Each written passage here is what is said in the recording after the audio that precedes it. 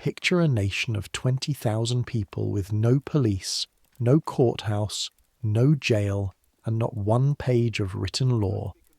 Now fill it with rules, hundreds of rules, rules about the width of a hat brim, rules about whether a coat may close with buttons or must close with hooks and eyes, rules that let a tractor stand at the barn door and forbid it to touch the field 40 feet away, rules about the colour of a dress, the cut of a beard, the shape of a sundae, the way you may be buried.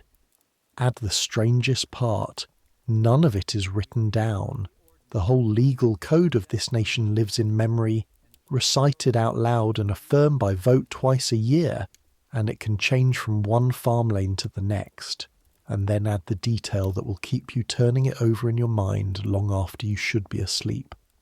The punishment for breaking these rules, the very worst punishment this nation has, the one it holds in reserve behind all the others, is a chair at a separate table. That's the old order Amish country of Lancaster County, Pennsylvania.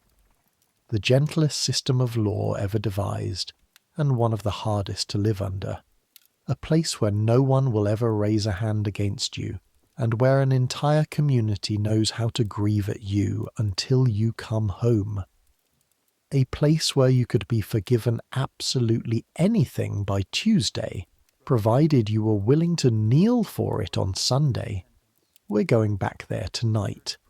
Not as tourists leaning out of a car window pointing at buggies. We're living it. One family, one farm, 1 year, the spring of 1955 to the spring of 1956. And through that family's year, the entire hidden architecture of the code the Amish call the Ordnung. What it is, why it is deliberately kept unwritten, how it decides the smallest details of a hat and the largest decisions of a life, and what happens, step by careful, documented step, when somebody breaks it. One honest thing before we begin, because this channel keeps its promises. Every rule in this story is real. Every date, every price, every stage of the discipline you're about to watch comes from the documented record, from the scholars and the church's own testimony, written down over decades by people who spent their lives studying what the Amish themselves would never write. And where the record says that districts differ, and it says so constantly, because no two Amish church districts keep exactly the same Ordnung, I will tell you so every time. But the family whose kitchen you're about to stand in is a composite stitched together out of that record so the rules can have faces. Their farm is true in every board and every smell. Their names belong to no one you could look up. I will always tell you which is which. So, I make these history stories, and honestly, I have given up trying to figure out whether anyone actually sleeps to them, or whether you're all just weirdos who want to drift off knowing the regulation width of an Amish hat brim. Either way, subscribe if you feel like it. Get comfortable. Here we go. The hook will not close. You are standing in a cold bedroom before dawn, dressing by lamplight, and the top hook of your good coat, the mutzer, the long black frock coat you wear only to church, is refusing your fingers. Your fingers are a farmer's fingers, thick as axe handles, cracked at the knuckles from a winter of milking in cold air, and the hook is a small black wire hook, and the eye it wants is a small black wire eye. And the two of them have been fighting you every other Sunday for 24 years. The room smells of kerosene from the lamp, and of the starch in your white shirt, and faintly of the coffee your wife has already started 2 floors below, and under all of it, the way it lives under everything on this farm, the warm brown smell of horses and cattle that no amount of lye soap has ever fully taken out of your hands. You can hear the windmill turning slow in the dark outside, a dry iron creak with each revolution.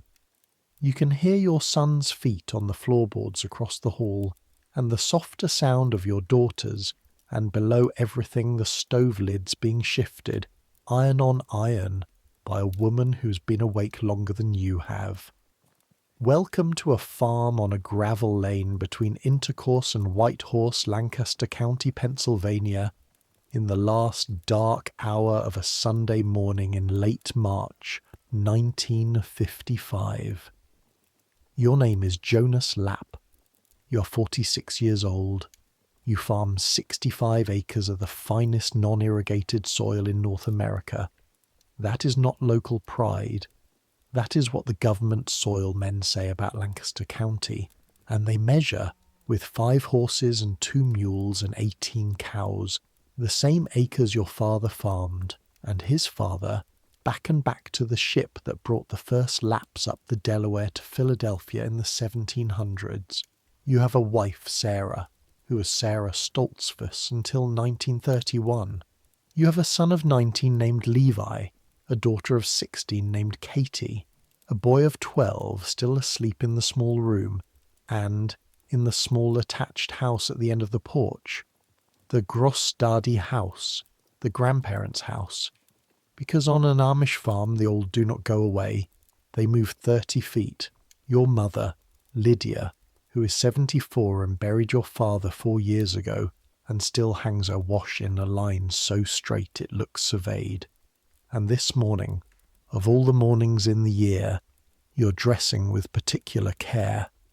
Not vanity. Vanity is close to the top of the list of things the dressing is designed to kill. Care. You have brushed the black felt hat.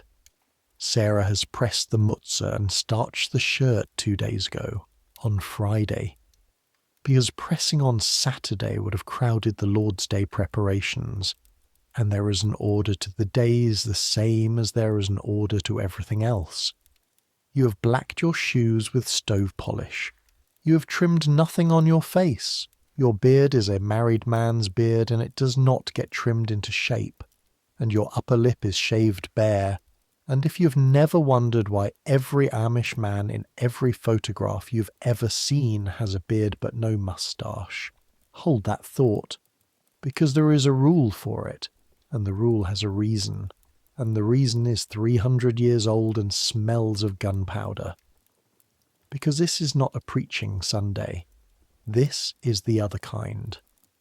Twice a year, in the last weeks of March and the last weeks of September, every baptized member of your church district gathers not to hear sermons, or not only to hear sermons, but to sit together, member by member, and take counsel on the Ordnung itself.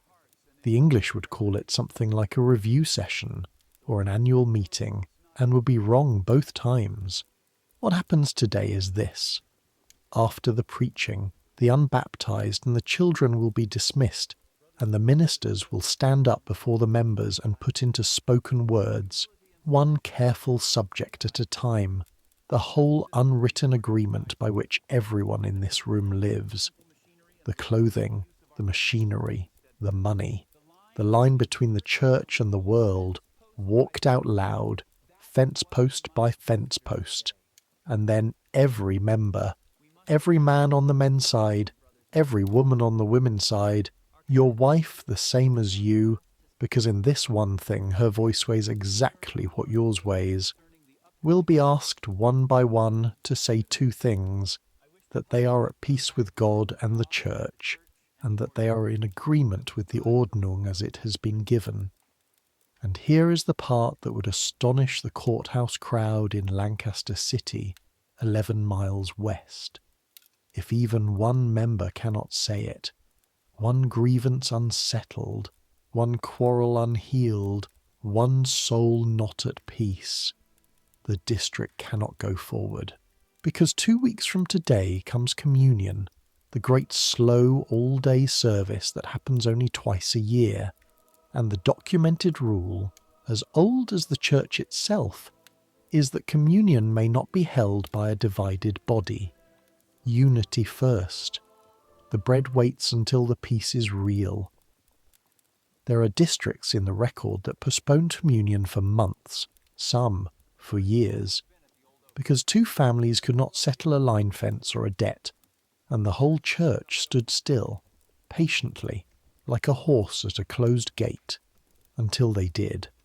No written law, no enforcement officers, and a legal system with a built-in requirement that the entire nation must be reconciled unanimously twice every year, or its holiest day does not happen. You have lived inside this your whole life, and there are still mornings. This is one, when the size of it makes you stand still for a moment with your hand on a hook and eye. The hook closes. You pick up the lamp and go down the stairs, and the stairs announce you, each tread in its own voice, the fourth one loudest, the same fourth one your father used to step over when he thought the house was asleep. In the kitchen the lamplight is yellow on the oilcloth. Sarah is at the stove in her black church dress with her back to you. She does not turn around, but she says what she says every other Sunday morning, which is the time stated plainly as a fact you might wish to consider. The clock on the shelf, plain-faced, no chime. There is an understanding about chiming clocks in this district, though the district 2 roads north allows them, and I told you I would flag these things, so I am flagging it. Says 20 minutes past 5. Church is at 8. Church is 4 miles off this morning, at the farm of a family we will call the Eshes, and you are not just attending. No one just attends. The benches are already there, hauled Thursday in the grey bench wagon that moves from farm to farm like a slow tide, carrying the same plank benches your grandfather sat on. But the horse must be groomed until his coat throws back lamplight, because a dusty horse on a church morning says something about a man, and everything on this particular morning says something about a man. That is the thing about today that you could not explain to an English neighbour in under an hour. The inspection is mutual, total, and wordless. Nobody will carry a measuring stick. Nobody needs one. Every eye in that farmhouse has the measurements built in. Your youngest comes down the stairs half asleep with his shirt buttoned crooked, and Sarah sets down the coffee pot and rebuttons it, and it occurs to you, watching her fingers move in the lamplight, that a stranger would see a mother fussing. It is not fussing. It is the first, smallest, kindest link in a chain of order that runs from this kitchen, through the benches at the Esh Farm, back through Pennsylvania, across an ocean, through a courtroom in Switzerland 400 years ago, all the way to a man standing in a river holding out his hand to the neighbour who had come across the ice to arrest him. By tonight, you will have voted on the law of your nation. By tonight, you will know a thing about your neighbour Menno Bela that you would rather not know. But first, the horse. The horse doesn't groom himself. The barn at 5:30 is warm the way only a barn full of animals is warm. A low-breathing warmth that meets you at the door with the smell of hay and ammonia and leather. You curry the church horse, a black standard-bred gelding, an ex-harness racer like half the buggy horses in the county, bought at the New Holland sales stables for $140, which was 20 more than you wanted to pay, and 30 less than the dealer wanted to take, and the dust rises off him in the lantern light in little galaxies. Levi comes in without being called and starts on the harness, wiping down the leather, and you work on opposite sides of the horse in silence for a while, which is how the two of you have your best conversations. Levi is 19. Levi is not baptized. Hold on to that fact. Tonight, when the members' meeting begins, Levi will stand up with the other unbaptized young folks and the children and walk out into the March air, free as a bird, while you stay in the room and answer for the law. That walk out of the room is not a small thing. It is, in a way, I will spend this whole night showing you the hinge the entire system turns on. By 6:45 the family's in the carriage, grey box, black running gear, because in this county the carriages are grey, Drive 30 miles into Somerset County or out to Ohio and they are black, and in one small Pennsylvania group they're yellow-topped. And no, I am not making that up, and yes, each of those colours is a rule somewhere. And the horse settles into the road at a working trot, 8 miles an hour. The steel tyres ring on the macadam. The county rolls past at the speed God gave a horse, which your bishop would tell you is one of the points of the horse. And while it rolls, let me tell you what the Ordnung actually is, because tonight's whole meeting will assume it, and I refuse to let it stay foggy the way it stays foggy in every newspaper story ever written about these people. The word is German. It means order, ordering, arrangement, the way things are rightly done. It is not scripture, and no Amish man would call it scripture. The Bible is the Bible, and the Ordnung stands a careful step below it. The community's working answer to the question of how a people determined to be, in the language of the old writings, not conform to this world, shall arrange the 10,000 small choices Scripture never mentions. Scripture does not mention hat brims.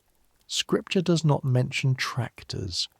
But a people can be dissolved by hat brims and tractors as surely as by heresy, one small worldly conformity at a time, and the Ordnung exists because the Amish have believed for 3 centuries that the small choices are where a people actually lives or dies. Understand what it covers, and understand that no master list exists. That is the point of unwritten, and I will get there.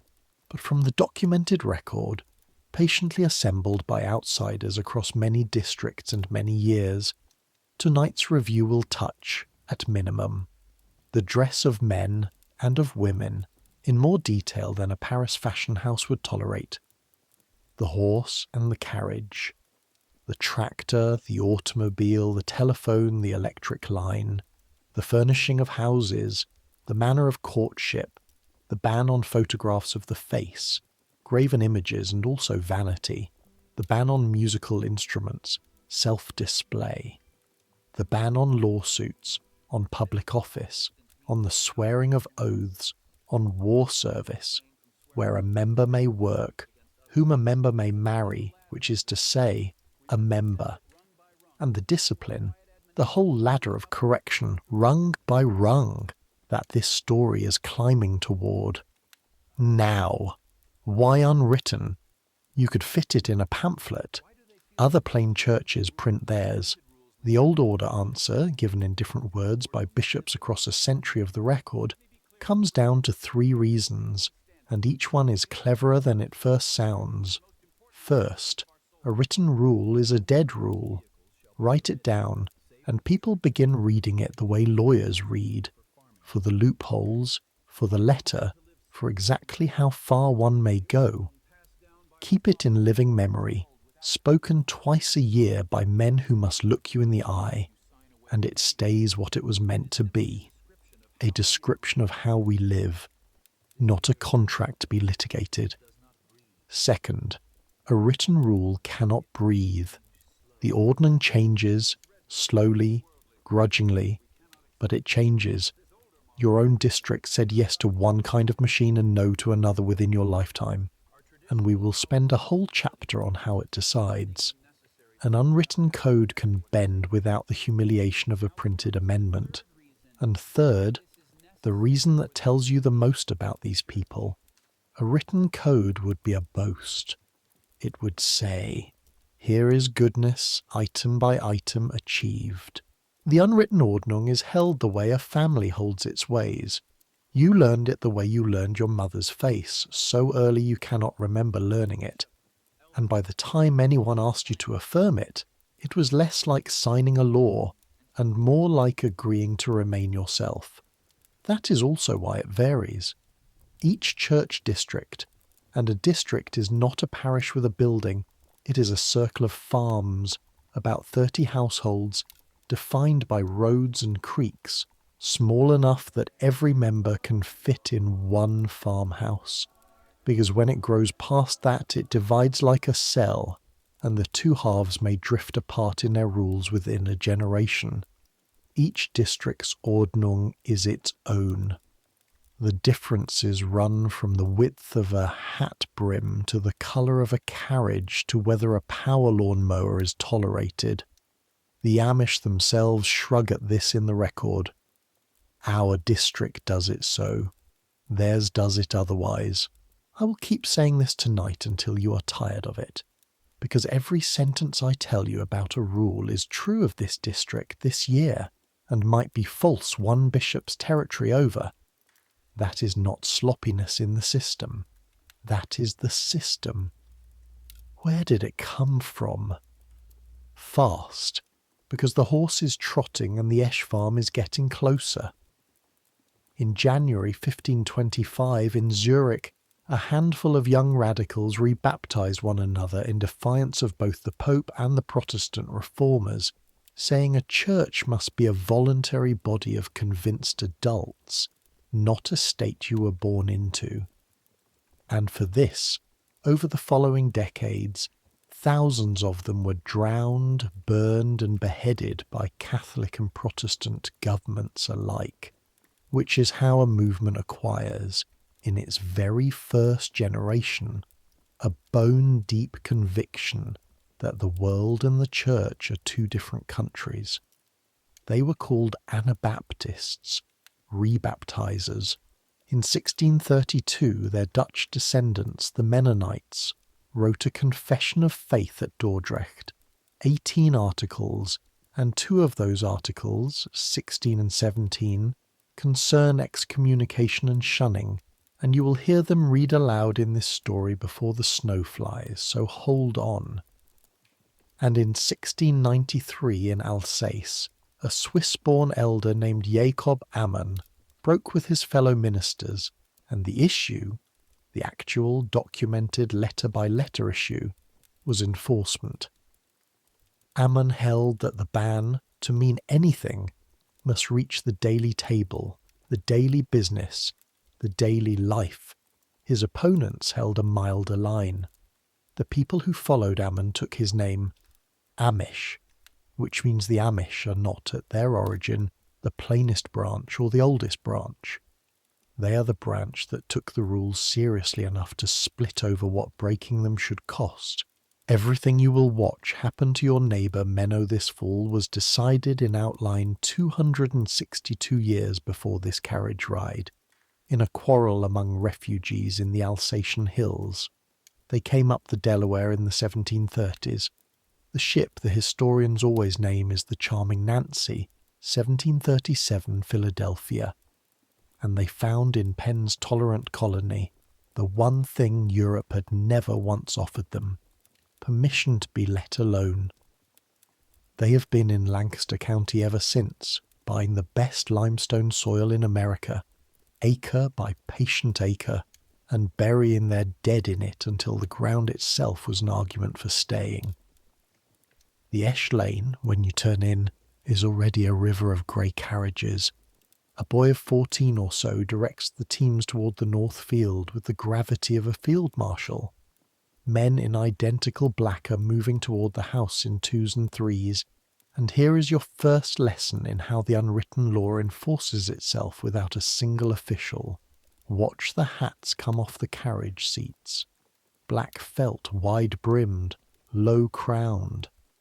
In this district, a married man's brim runs about 3.5 inches, and I say about, and I say in this district, because the record is explicit that brims run narrower among the fast crowd and wider among the strictest groups, so that a trained eye can read a stranger's church and nearly his soul off his hatband.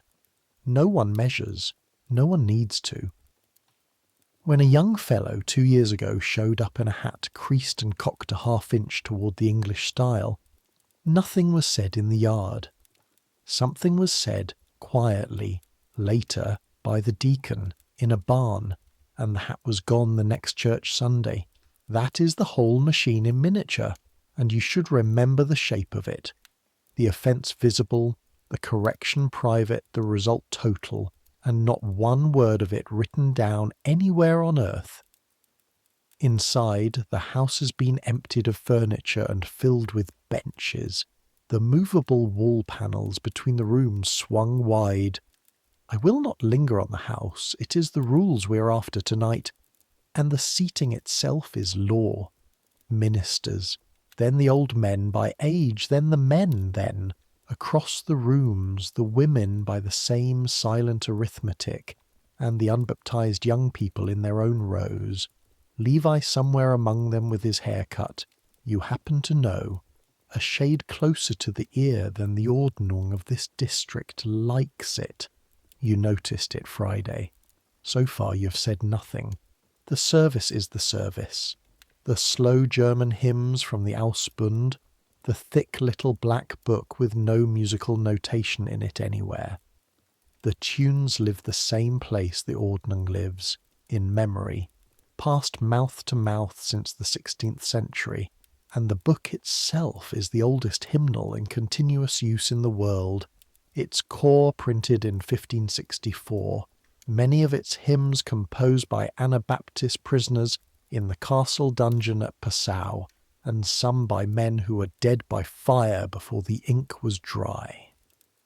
The second hymn is always the Loblied.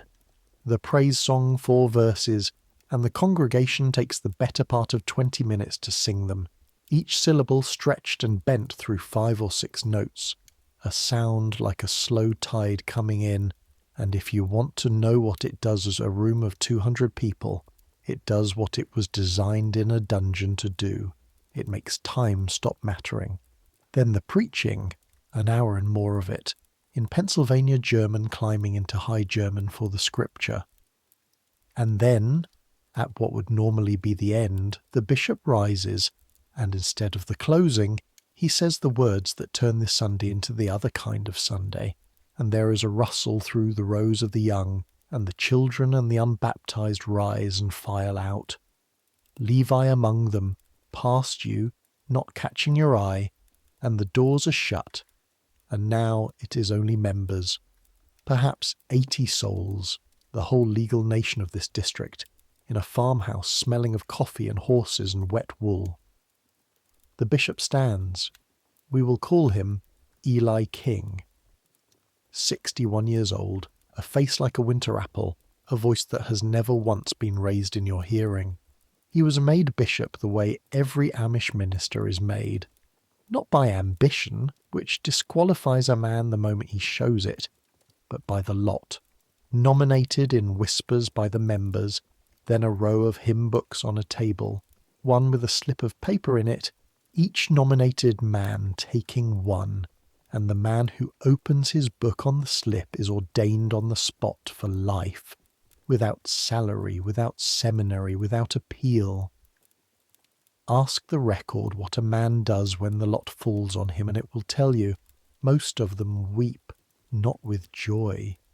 And Bishop Ely begins, in the flat, unhurried voice of a man reading off fence lines he has walked his whole life, to speak the Ordnung.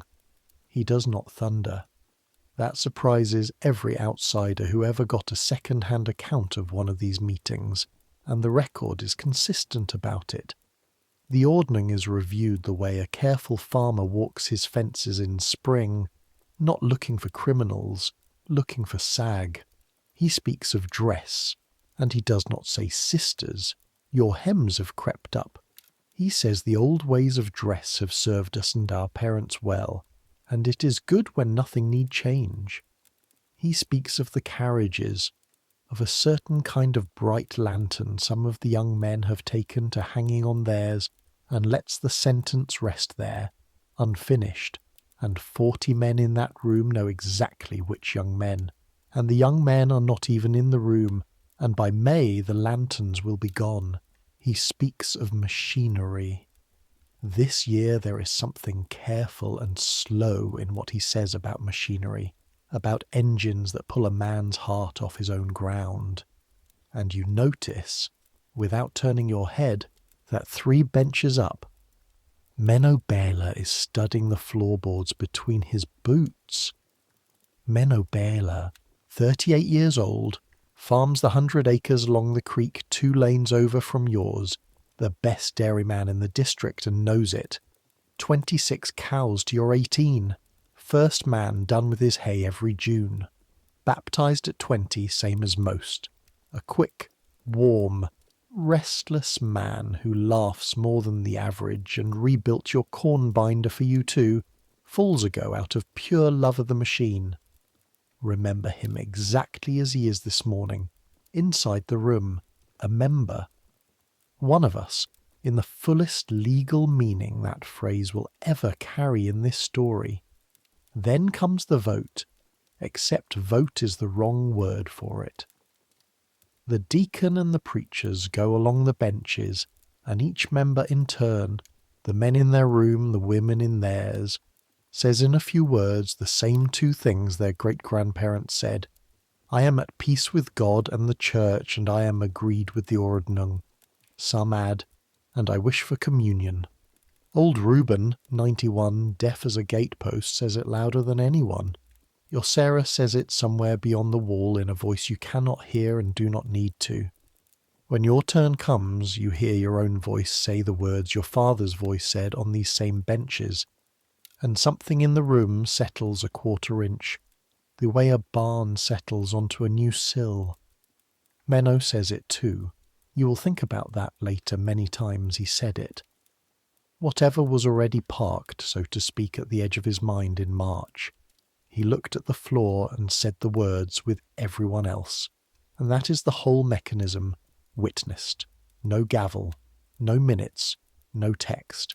80 spoken affirmations, and for another 6 months, 20,000 unwritten rules are law again. Law in the only way the Amish accept that word, law by the twice-yearly unanimous out-loud consent of the governed. 2 weeks from now, the district being at peace, communion will be held all day with the foot washing at the end of it, members kneeling to wash one another's feet by 2s with a towel and a basin, the proudest backs in the district bent over the humblest feet, and the year's only offering pressed quietly into the deacon's hand for the poor. There is no collection plate in Amish life the rest of the year. There are also, in the government's files in Lancaster, exactly no Amish names on the county relief rolls, and those 2 facts are the same fact. The ride home is quiet. Levi drives.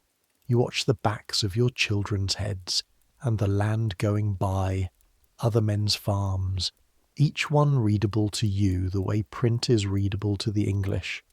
That silo new since corn prices, that fence line let go since the suns went west. And you think about what the bishop did not finish saying about machinery, and about Menno's boots, home, chores, the cows not caring what day it is, and then the long Sunday evening, the family in the kitchen in lamplight, and this is where I can finally slow down and show you the rules one domain at a time, the way this family wears them and works them, and twice before next spring breaks them. 'Cause Sunday evenings when your mother comes across from the Grossdardy house with her mending basket, and your mother is the district's living concordance. Lydia Lapp has attended, by her own arithmetic, 140-some Ordnung meetings. What the bishop recites, she has watched being decided. Start with what everyone in this kitchen is wearing, because dress is the Ordnung's front page, the rule you carry on your body into every room you will ever enter. Your coat fastens with hooks and eyes. Why? The record gives the reason plainly. Buttons, in the centuries the rules remember, were the military's pride, rows of brass down a soldier's chest, and the gentry's jewellery, and a people sworn against war and against show clipped both meanings off their coats in one motion. Hooks and eyes on the church coat, then, in this district and most of Lancaster. Plain buttons tolerated on workaday clothes, because a man cannot fight a war in his manure coat. And, the flag again, There are districts and affiliated groups where the line is drawn tighter or looser, where even the work coat hooks, and the old nickname the English gave the Amish was Heftler, the hook and eyers, against the Knöpfler, the button people, the Mennonites, an entire schism you could read off a coat front, your beard and your bare upper lip. A man's beard comes with marriage. That is the rule. It is not baptism that seeds it, but the wedding, so that a face announces at 100 feet whether a man is settled, and it is never trimmed to style, because a styled beard is the world's beard. But the moustache alone is forbidden outright, and here is the smell of gunpowder I promised you. In the memory the rules keep, the moustache belonged to the soldiers, the dragoons and officers of the very European states that hunted Anabaptists. And so the Amish face is, to this day, a photographic negative of a Prussian officer's. Everything the soldier shaved kept, everything the soldier grew shaved. 300 years of non-resistance worn between nose and chin. Sarah's dress, she has changed out of the church black into the everyday deep purple. The permitted colours here run to the deep solids, purples, blues, greens, wine, never prints, never patterns, fastens with straight pins, not buttons, not hooks, pins, a row of them down the front, points in, and every Lancaster Amish woman dresses herself every morning of her adult life by feel among pinpoints, and is done in the time it takes Katie to say she is hurrying. Other settlements allow women's dresses, hooks or snaps, flagged again. But here it is pins, and when you once asked Sarah, years ago, whether the pins were not a daily nuisance, she looked at you the way she looks at a stopped clock and said, "The nuisance is the point," a little, and went on pinning.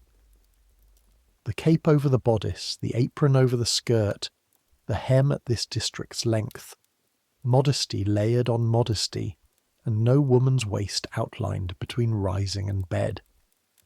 And on Sarah's head, and Katie's, the cap, the white organdy head covering, and I want you to look at it closely once tonight, because to the untrained eye every cap from Ontario to Indiana is one white cap, and to a trained eye the cap is a map. The Lancaster cap is heart-shaped from behind, its back seamed and pleated in a pattern particular to this settlement. The width of the front piece, the fineness of the pleats, whether the strings hang loose or tie, every one of those details is Ordnung, and a woman from Mifflin County or from Holmes County, Ohio, walking into this kitchen, would be identified before she said one word, the way you identified her men by their hat brims. Katie's cap is a young girl's, and lately, you have noticed. Sarah noticed first.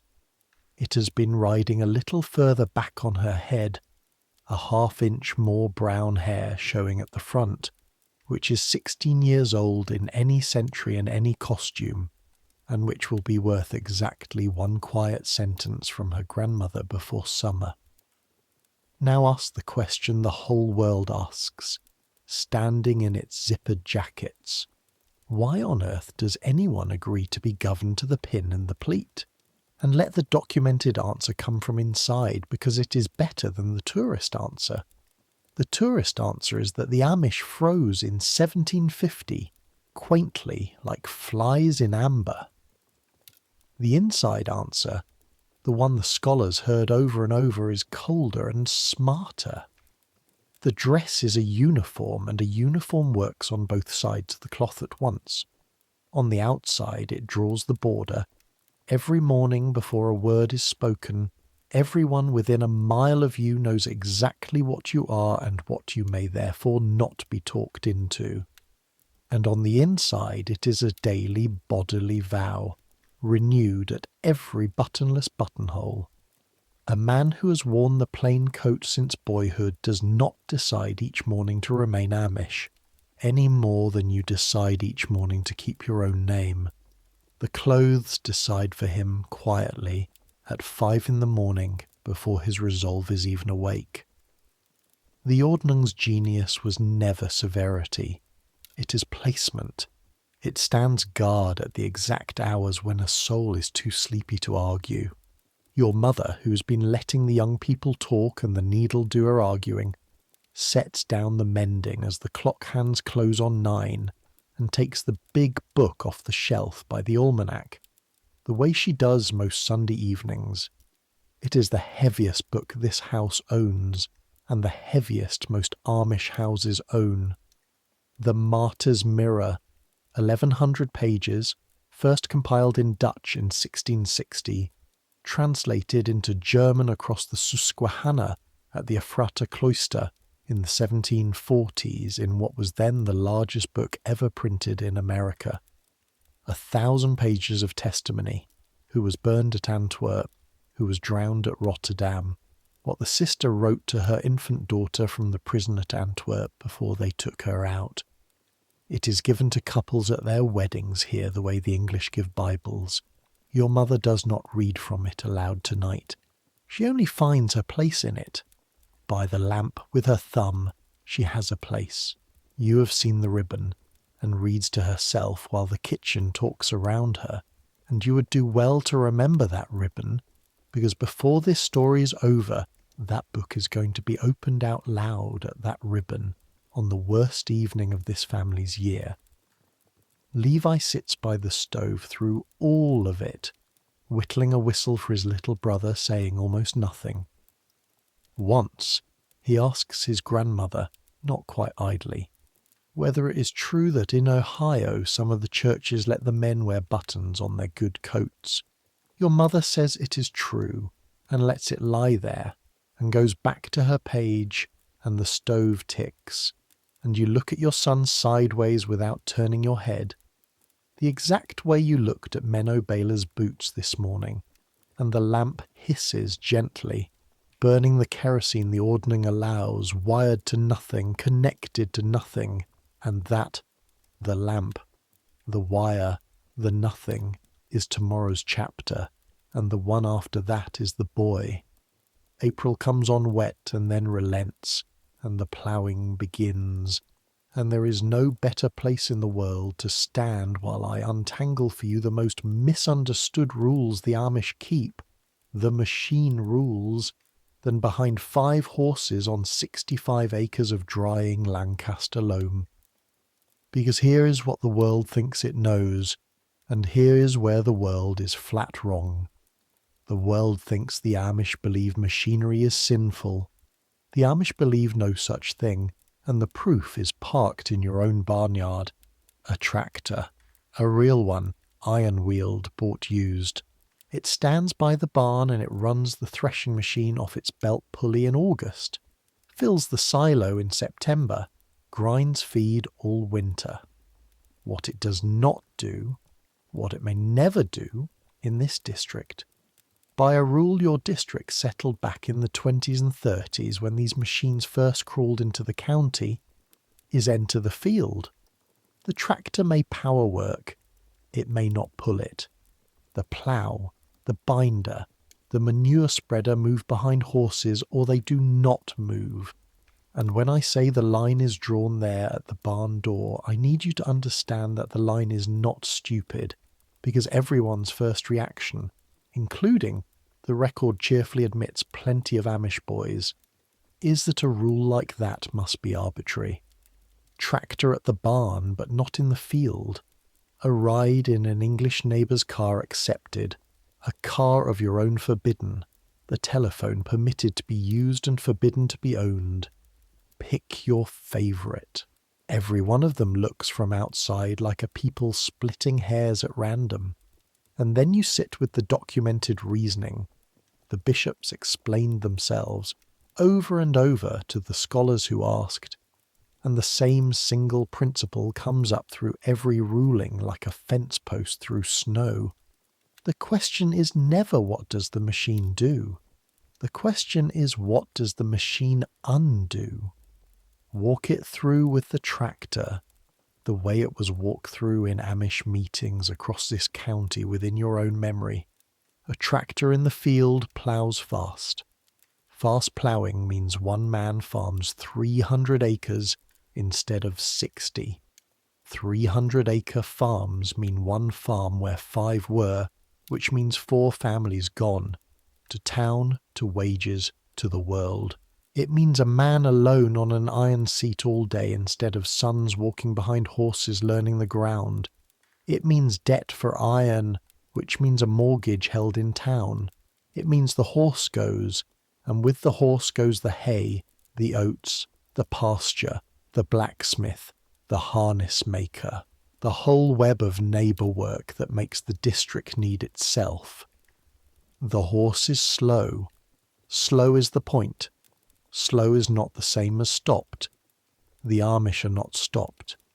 They were among the first in this county at artificial breeding of dairy cattle, of all the modern things, because a better cow undoes nothing in the community.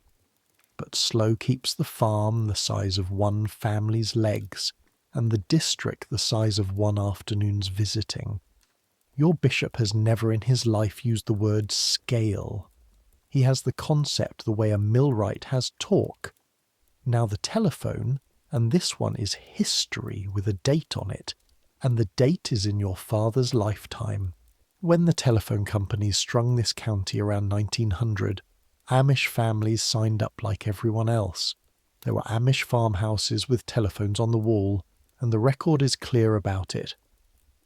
Then, around 1909 and 1910, came trouble. The version passed down and set down by the historians involves talk carried along the party lines, gossip run ahead of truth, a quarrel among members fanned by the wires, and the Lancaster churches sat down and looked hard at the thing on the wall, and what they saw was this, a wire that carried the world's voice straight through the border, past the dress and the horse and every fence the Ordnung had built, directly into the kitchen. And they took it out. Not the using of telephones. A man may walk to the English neighbours and phone the cattle dealer. Later, and by 1955 already standing at some crossroads in this county, came the shared phone shanty, a little wooden booth at the end of a lane, unheated, jointly owned, with the receiver a 5-minute walk from anyone's kitchen. But the owning, the wire in the house, the bell that rings at supper and must be answered. The distinction the bishops drew, the one the scholars would spend careers writing about, was exactly the one in the task before this family all year. Access without connection. Use the world's tools at arm's length. Never let the world's wire into the room where your children eat. Electricity, same story, same era. Around 1919, with the High Lines coming, the Lancaster leadership drew the line at the line itself. No connection to the grid, ever, and so no electric light, no radio plugged into the world's current. But current made at home, the little 12-volt cells that fire a tractor's magneto, or in some districts a flashlight in the barn, tolerated variously. And I flag for the record that what is winked at in one settlement is confessed on knees in another. The principle once more, stated by a bishop in words the record kept. It is not the current, it is the cord. A wire from the road makes every house the end of somebody else's system. A lamp full of kerosene is nobody's but yours. You carry that lamp out to the barn on a rainy evening in the last week of April, and this is the evening the story's been walking towards since the hook and eye. You climb to the haymow to fork down bedding, and in the corner under the eaves behind the broken fanning mill your fork strikes something that is not hay. A feed sack folded over twice, tied with binder twine. Inside, wrapped in an old shirt you recognise because Sarah made it, a radio. One of the new kind, a portable, hardly bigger than a loaf of bread, that runs on batteries and needs no cord at all. The world, having been held off at the wire for 36 years, has learned in this exact decade to arrive wireless. There is a receipt in the sack from a store in Lancaster City. $11 and some cents. You know the handwriting on the sack's tag the way you know your own. You taught the boy his letters off a feed sack not so different. You stand in the mow a long time with the rain loud on the shingles and the lantern throwing your shadow up the roof boards and the smell of last year's hay all around you, sweet and dusty and enormous, and you do not take the radio and you do not speak of it at supper, and to understand why? To understand why a man who this very morning voted the Ordnung with his own mouth doesn't march his son to the woodshed over $11 of Philco. You need the next chapter, the one the whole system turns on. But mark the sack where it lies. It has not finished with this family. 2 other things arrived that week, and I give you both exactly as the record would. On the Thursday, at the feed mill in Intercourse, the English miller has the Lancaster paper open on the counter and is telling every man who comes in that the polio vaccine works. The announcement out of Michigan on the 12th of April 1955. The church bells rung in some towns, and the miller's own boy embraces these 3 years. And the Amish men take the news the way the record says they took most of the world's news, gravely, gladly, from a courteous half-step away, the way you watch a neighbour's good harvest across a fence. And on the Saturday comes a letter for Levi, postmarked Plain City, Ohio, from your sister's boy. The cousins moved west in '48, 4 pages in pencil, and Levi reads it twice and folds it into a shirt pocket and answers your unasked question, at milking with 1 sentence, offered too casually, about how the church out there lets a man drive a tractor right in the field, that is all. Milk drums in the pail, the cats line up. Neither of you says another word about Ohio, and the letter goes upstairs with him in the shirt pocket over his heart, which is precisely where you wish it were not. Now the hinge. Everything I have shown you so far, the unwritten code, the twice-yearly consent, the uniform, the wire held at the lane's end, every bit of it would be tyranny, plain and simple, except for one rule that sits underneath all the others like the limestone under this county, and the rule is this: none of it binds a soul who has not asked it to. The Amish do not baptize babies. That is not a detail of their theology. It is their theology. It is the very thing their ancestors died for in the 1500s, the crime in the word Anabaptist. A church, they said with their lives, is not something you are born into. It is something you join as a grown person with your eyes open, freely, or it is nothing. And so the entire iron apparatus of the Ordnung comes with a door built into it, and the door stands open for every single Amish child from birth until the day that child, as a legal adult by the church's own reckoning, kneels and asks for the water. Until that day, the church cannot discipline you, cannot ban you, cannot shun you. You're inside the family and outside the law. And what that means in practice, in this district in 1955, is standing at your kitchen door every other Sunday evening in the shape of a 19-year-old, hitching the good horse to the open courting buggy, wearing a shirt a shade too blue, going to the singing. The English have gotten hold of one word for this and worn it shiny: rumspringer, running around, ning. The years between 16 and baptism, when Amish young people are, in the community's own dry phrase, with the young folks, and I want to be documentary and calm here, because the world tells this part as a carnival, and the record does not bear the carnival out. What the record shows is latitude, deliberate and watched. The singing itself is hymns in a barn, faster hymns than church, and games and volleyball and pairing off, couples driving home the long way at midnight. It is buddy bunches, the gangs they call them without alarm, each with its name and reputation, some plainer, some faster, and which gang your child runs with is the single best predictor a parent has of how the next 5 years will go. For the faster ones, here and now, it is a radio in a feed sack. It is English clothes folded behind a buggy seat and changed into in a Lancaster filling station washroom. For a few, it is a jalopy bought in partnership and parked in an English neighbour's shed, and every parent in the district knows which sheds. And the parents, who are 19 once themselves, watch and ache and mostly hold their peace, because the system is doing exactly what it was built to do. The vow, when it comes, must be free. A promise extracted from a boy who has never seen the world binds nothing, and the Amish, of all people on this continent, know precisely what a coerced baptism is worth. Their martyr's book is 1,100 pages of what their ancestors thought of one. So the door stands open, and here is the fact the newspapers can never quite believe. The one the scholars kept checking because they couldn't believe it either. Nearly everyone walks back in.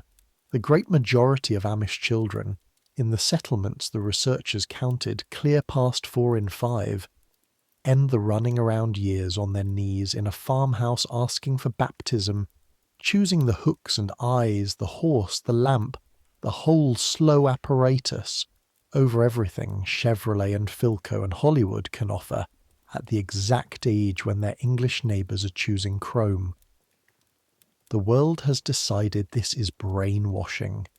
You might tonight, in the dark at the far edge of sleep, consider the other explanation, the one the record keeps suggesting, that they have seen both sides and they can count.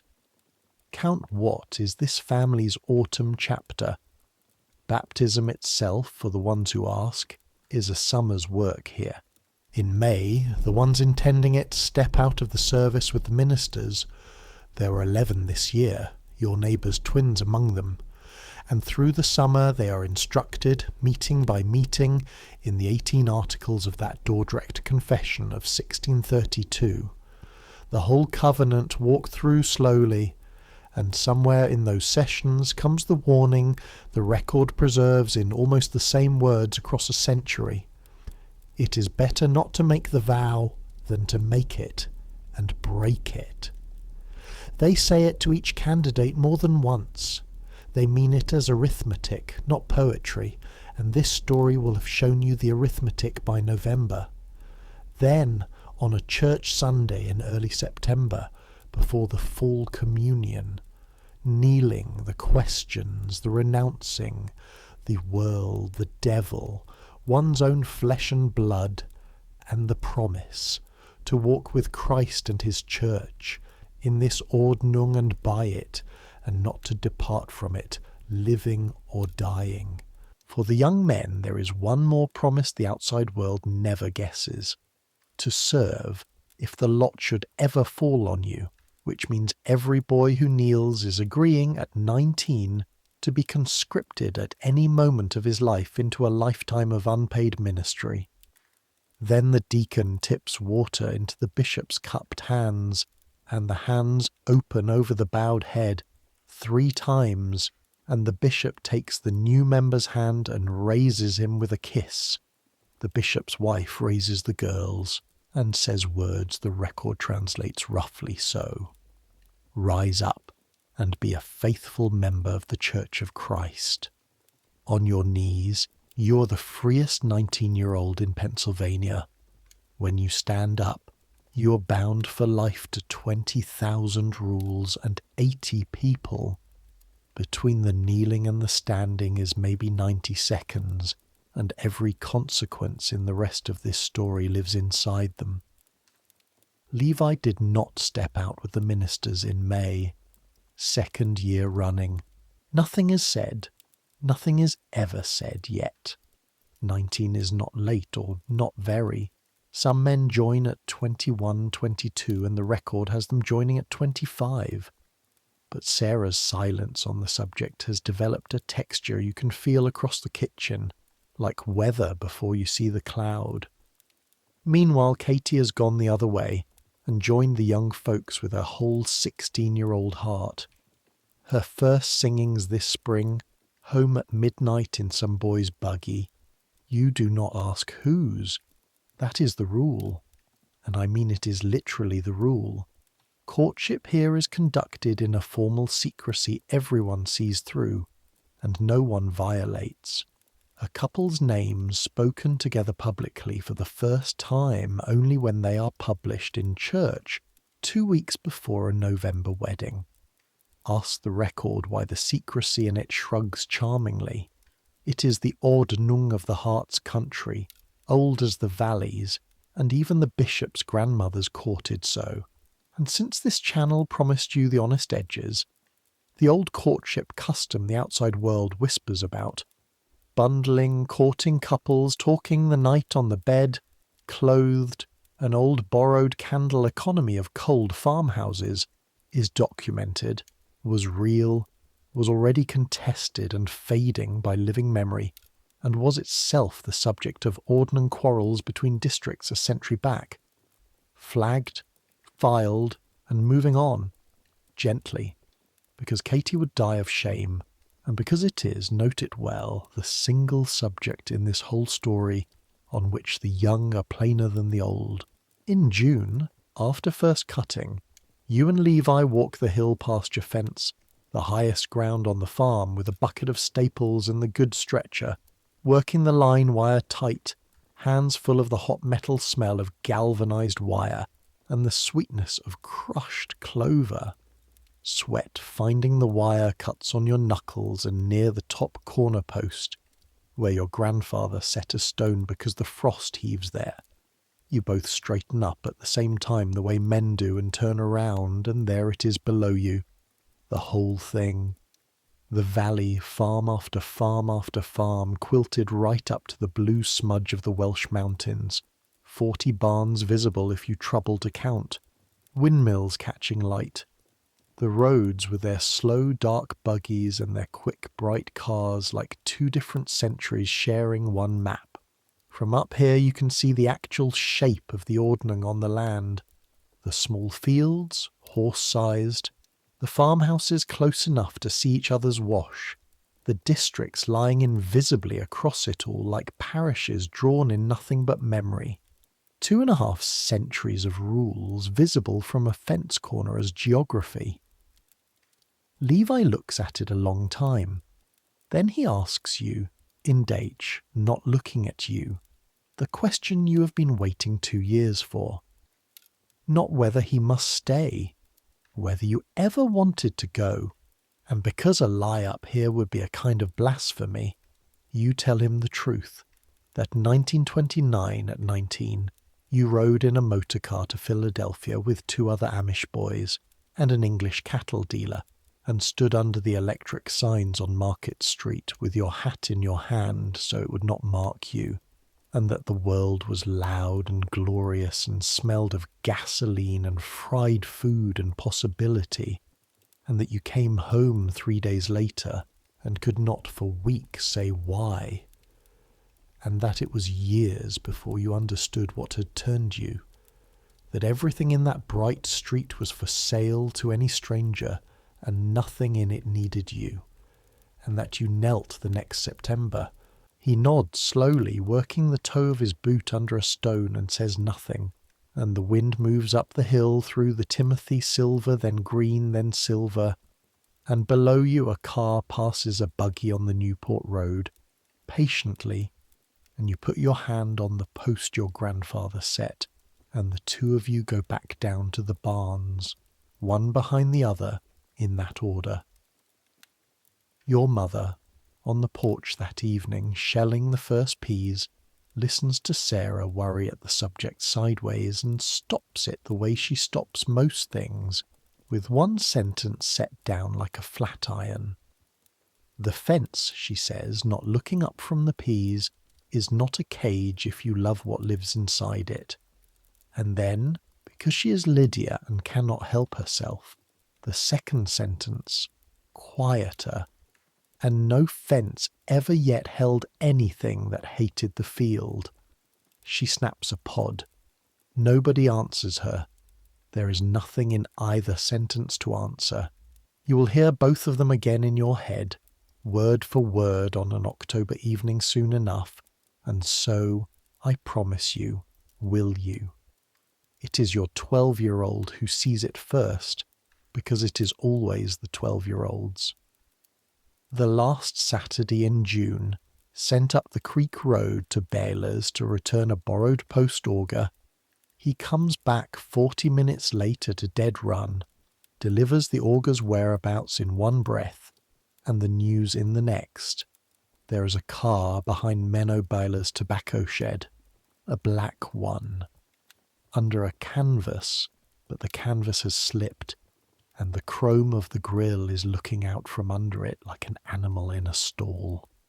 You tell him, too fast you will think later, that what stands in another man's shed is another man's affair, and you send him to wash for supper, and then you stand in your own barnyard a while, with the auger in your two hands like a man who's forgotten what an auger is for. A car, not a hat brim, not a bright lantern on a buggy. A 1949 Chevrolet, as it will turn out, bought used from a lot on the Lincoln Highway for around $600, and you should understand with documentary coldness what a car is in the Ordnung of this county in this year. It is the thing itself. The automobile question was settled here 40 years ago, around 1915, when the first ones appeared in Amish hands, and the churches looked at them and said no, and the no held, and every group that ever said yes, and groups did say yes.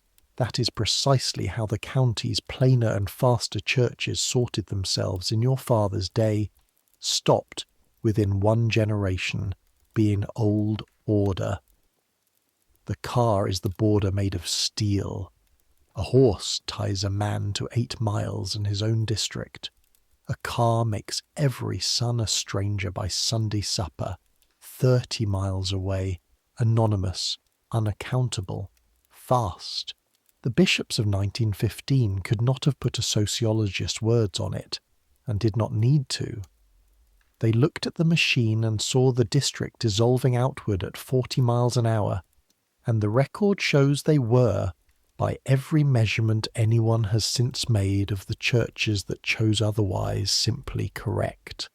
And Menno is a member, baptized at 20, on his knees, of his own free will, before God and the congregation you both belong to. There is no door standing open for Menno. He closed it himself 18 years ago, and this is the phrase the Amish use, and I want you to hear how they mean it. He knew what he was doing. Why would he do it? Let me answer the way this channel answers, with a ledger instead of a sermon. Because the pull on Menno Baylor in the summer of 1955 is not the devil's music on the radio. It is arithmetic, and it is genuinely hard. Milk is the cash engine of these farms, and milk in 1955 pays a Lancaster farmer somewhere around $4 per hundredweight blended, a figure that has been sagging for 2 years while everything a farmer buys has not. Menno milks 26 cows by hand and by lantern.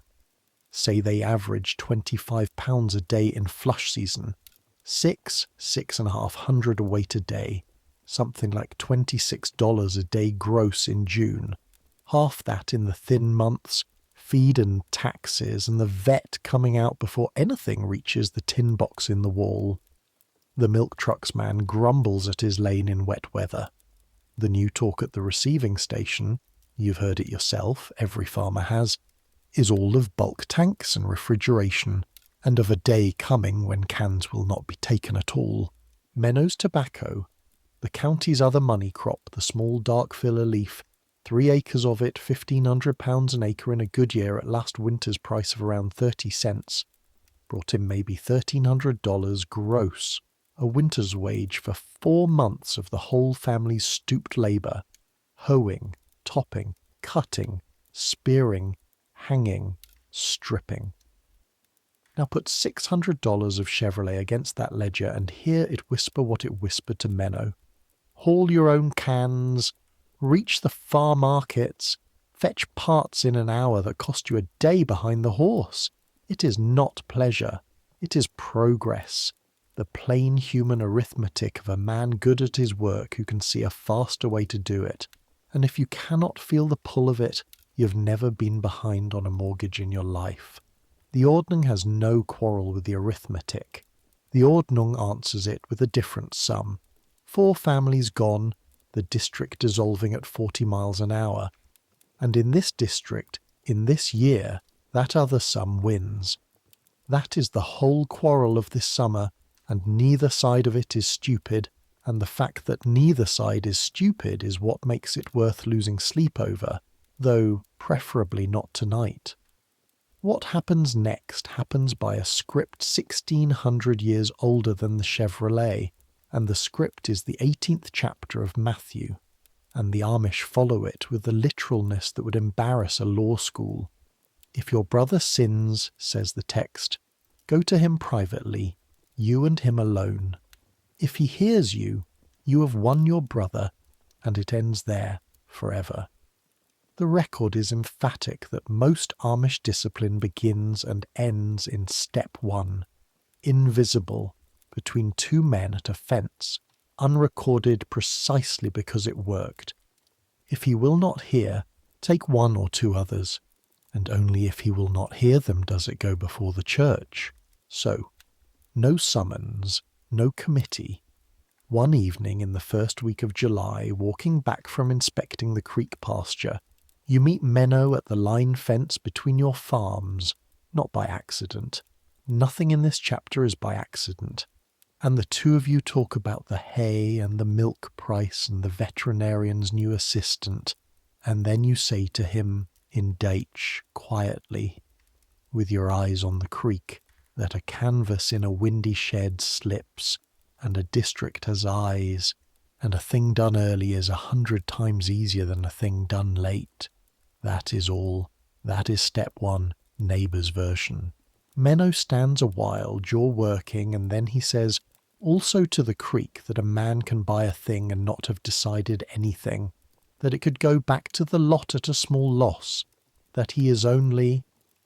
And there he stops, and the sentence never gets finished, and in the space where its ending should have been the 2 of you listen to the water and the evening swallows, and then he thanks you, in the particular flat way of a man thanking you for a toothache, and you both go home to your milking.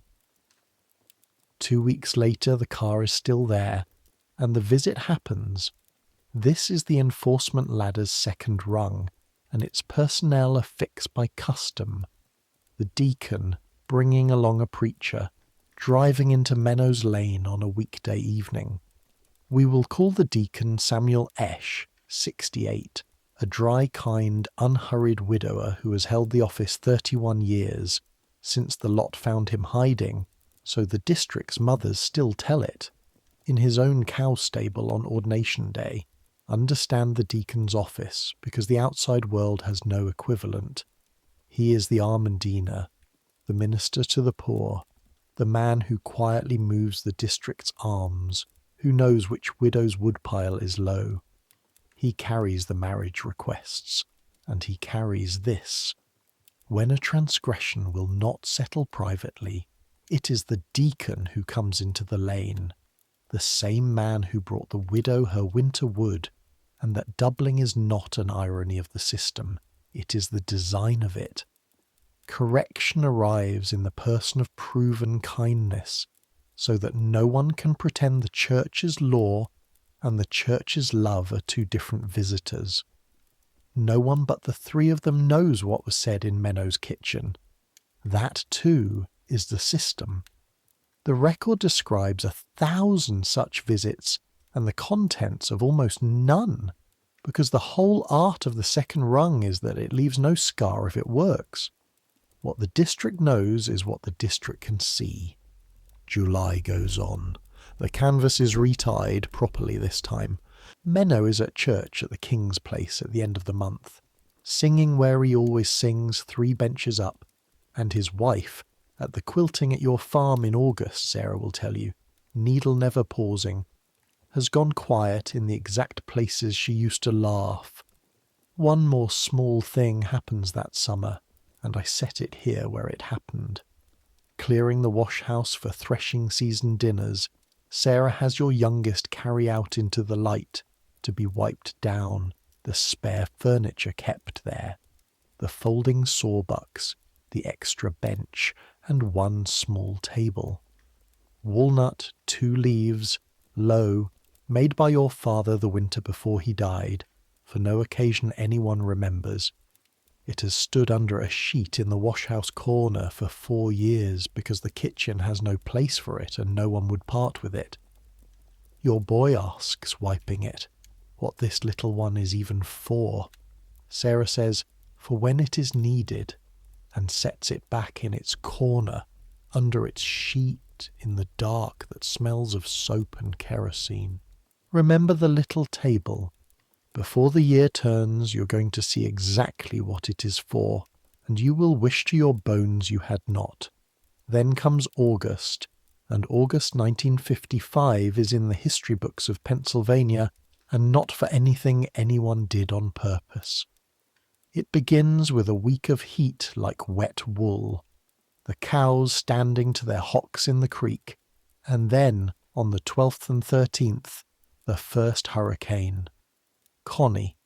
The papers have been calling her all week, tracked up from the Carolinas, arrives as rain. Not wind this far inland. Rain, steady, biblical, 2 days of it. The lane a stream, the wheat stubble drinking until it can drink no more and then shedding water like a roof. You do barn chores in it and stand at the milk house door watching it come down and feel the particular unease of a farmer watching ground already full. The creek comes up to the pasture fence and stops, and Connie moves off, and the sun comes back, and everyone says what farmers say. We needed some of that. 5 days later, on the 18th, her sister arrives, Diane. And when I say the rain of the 18th and 19th of August, 1955, I need you to understand what those dates mean in this state, because they are not this story's invention, they are carved on monuments. Diane came ashore, weak and half dismissed by the forecasts, crossed into Pennsylvania as everyone assumed a dying storm, and then wrung herself out against ground Connie had already filled to the brim. In the Pocono country north of here, whole feet of rain fell in a day and a night. Creeks that children waded rose 20 feet in hours in the dark. At a summer camp on Broadhead Creek, the water came through in the night and took buildings whole. In and around Stroudsburg, the dead were counted in dozens. Along the Delaware, the bridges went one after another like buttons off a shirt. Close to 100 people died in this state in about 24 hours, and Diane became, the economists would say later, the first billion-dollar storm in American history. That is the event. Every word of it checkable. What this family got, 80 miles southwest of the worst of it, was the outermost hem of it, and the hem was plenty. You were up most of the night of the 18th with the lantern, you and Levi, because water is coming into the lower barn where it has never come, and the horses are restless, stamping in a dark that smells of iron and drowned earth, rain roaring on the shingles too loud for speech, thunder somewhere under the roar like furniture moved in an upstairs room, and at some black hour Levi disappears up the mow ladder and comes down with the feed sack and sets the radio on the feed chest and looks at you once. A straight look, man to man, no apology in it. The exact look you gave your own father across a cattle car in 1929. and turns it on. And you stand there, you, the member, 24 years under the vow, and you let it play. A voice from Philadelphia, tiny and crackling under the storm, reads river stages and road closings and the first unbelievable reports out of Monroe County. And the two of you stand in the lantern light listening to the world's wire reach into your barn through the world's newest trick. No wire at all, and I will not dress this up with 1 ounce of drama it did not have. The record of these decades is full of exactly this. The emergency exception, the fence gate opened in a flood and shut after. And the honest sentence to say about it is that the Ordnung was made by farmers, not by angels, and it has always known the difference between a night of judgment and a way of life. You listen 20 minutes. Then you nod at the thing, and Levi turns it off, and the sack goes back up the ladder, and neither of you has said one word, and none is needed, and both of you know that the gate now stands ajar in a way no storm can excuse tomorrow. By morning the rain is done, and your creek is a brown sea from fence to fence. The pasture bridges planking gone downstream to wherever planking goes. One field of shocked oats flattened into wet thatch. The lane trenched to the gravel's bones. Nothing died on your ground. You walk it all morning in the sucking mud, tallying like a man reading a doctor's face. And the tally is spared. The district spent the next fortnight the way the record says these districts spent every disaster of the century. In wagons at each other's places, rebuilding one another's washed-out fences and lanes, with a speed that made the township supervisors stand and watch. And the Intelligencer Journal at the feed mill was black with photographs from the north for a week, and was read courteously, gravely, from a half step away. But water is patient, and the flood was not done with this district. It had merely set its charge and walked away. Because among the 1,000 small damages of that week was this one: wet hay.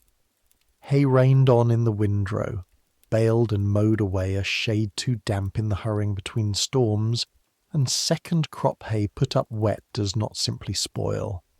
It heats.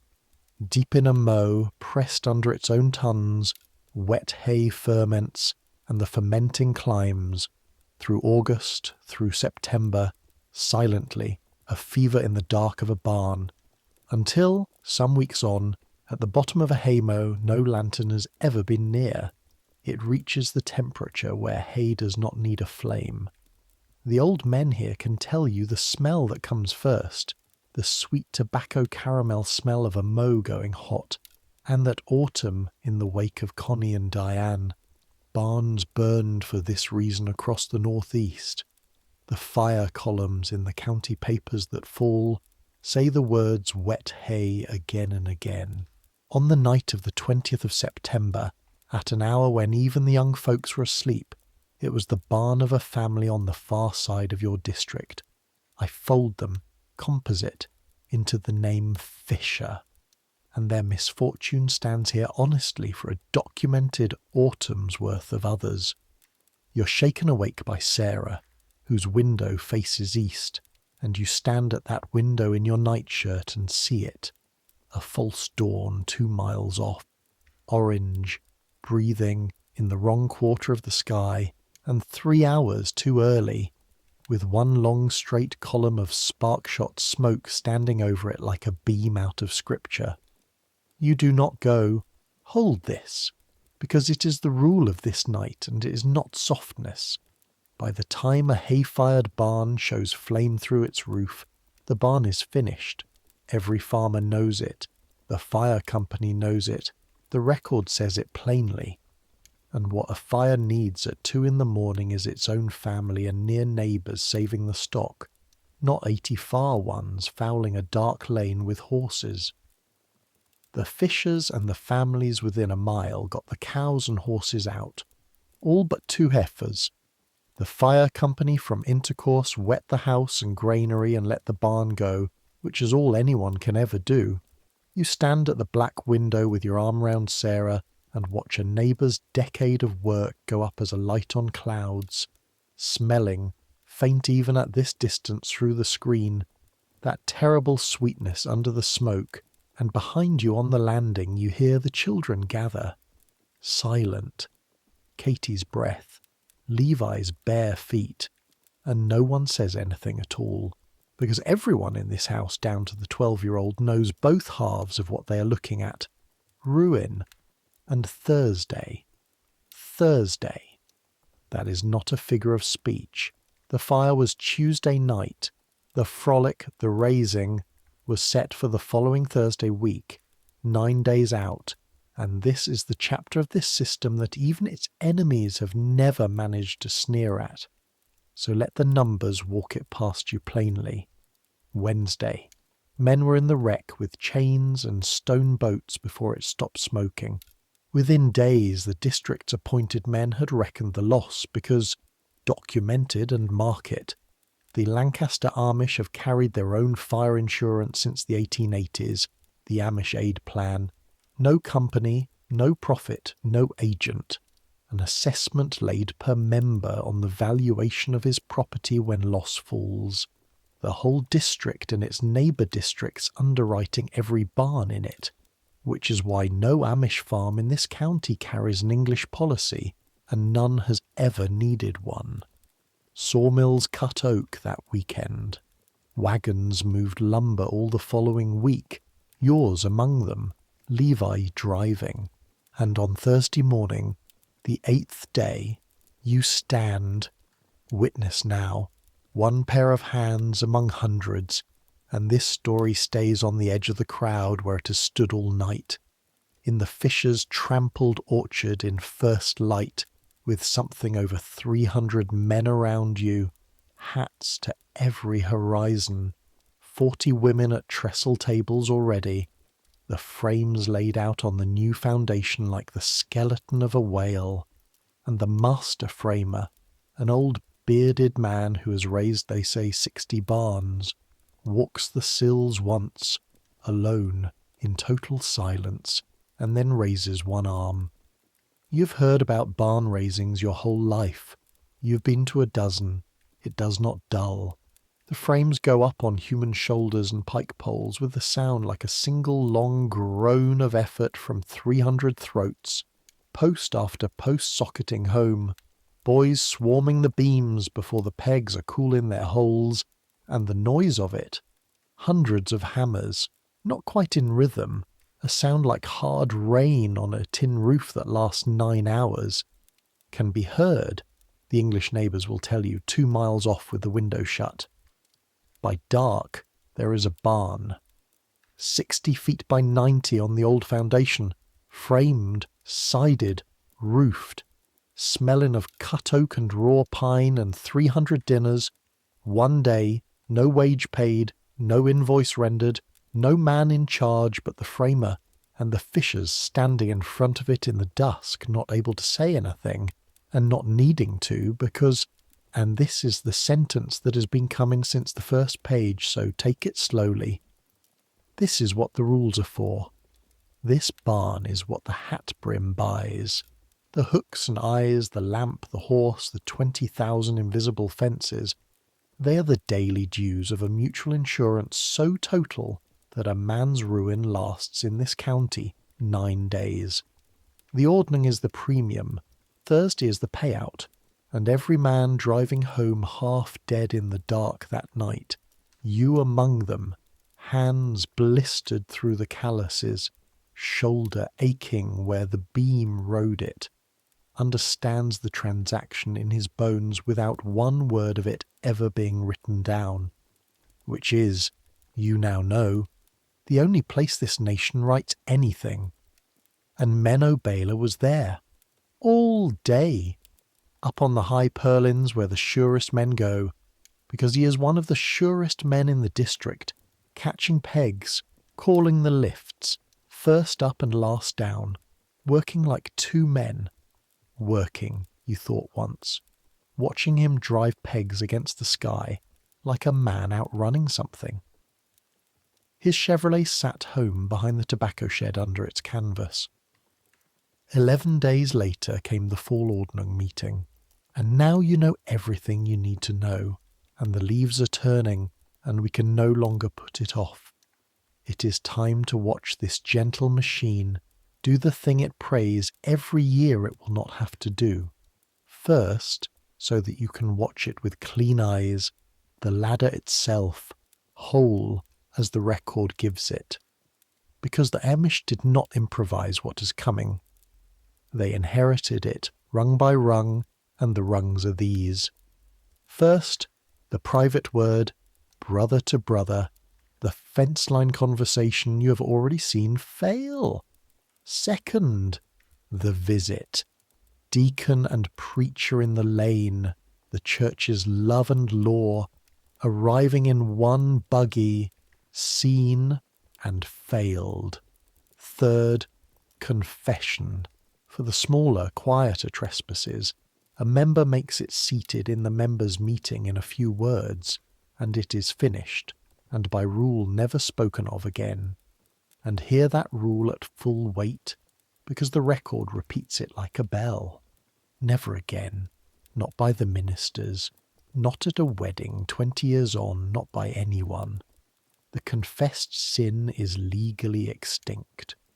For the graver ones, the confession is made kneeling before the whole membership, and there are men in every district, this one too, who knelt young over a motor car or a fistfight or a war bond signature, stood up, and were bishop material 20 years later. The kneeling stains nothing. And then the fourth rung, for the member who cannot yet bend. The ban, the setting back, excommunication in the English of it, which in the ordinary run of cases here is temporary, a matter of some 6 weeks, a severity with a door in it, and the fifth, which is not truly a rung, but the landing at the bottom, for the one who will not return at all, Meidung, the shunning. Streng Meidung, the strict avoidance Jacob Ammon split the church over in 1693, practised in Lancaster to Ammon's full measure. We will stand on that landing before this night is over. But notice, before we go down, what the ladder is shaped like. Every rung is built to be the last one used. At every step, the whole weight of the design leans towards stopping there. This is not a machine for expelling people. It is a machine for not expelling them. 5 breaks deep, and it is about to lose its grip on Menobela 1 break at a time. The fall Ordnungsgemeinde falls on the 2nd of October. At your own farm this rotation. The benches in your barn floor over the threshing bay, swept a week by the whole family. The smell of oats and broom dust and October air moving through the big doors. Preaching. The loblead. 20 minutes. 200 voices under your own rafters.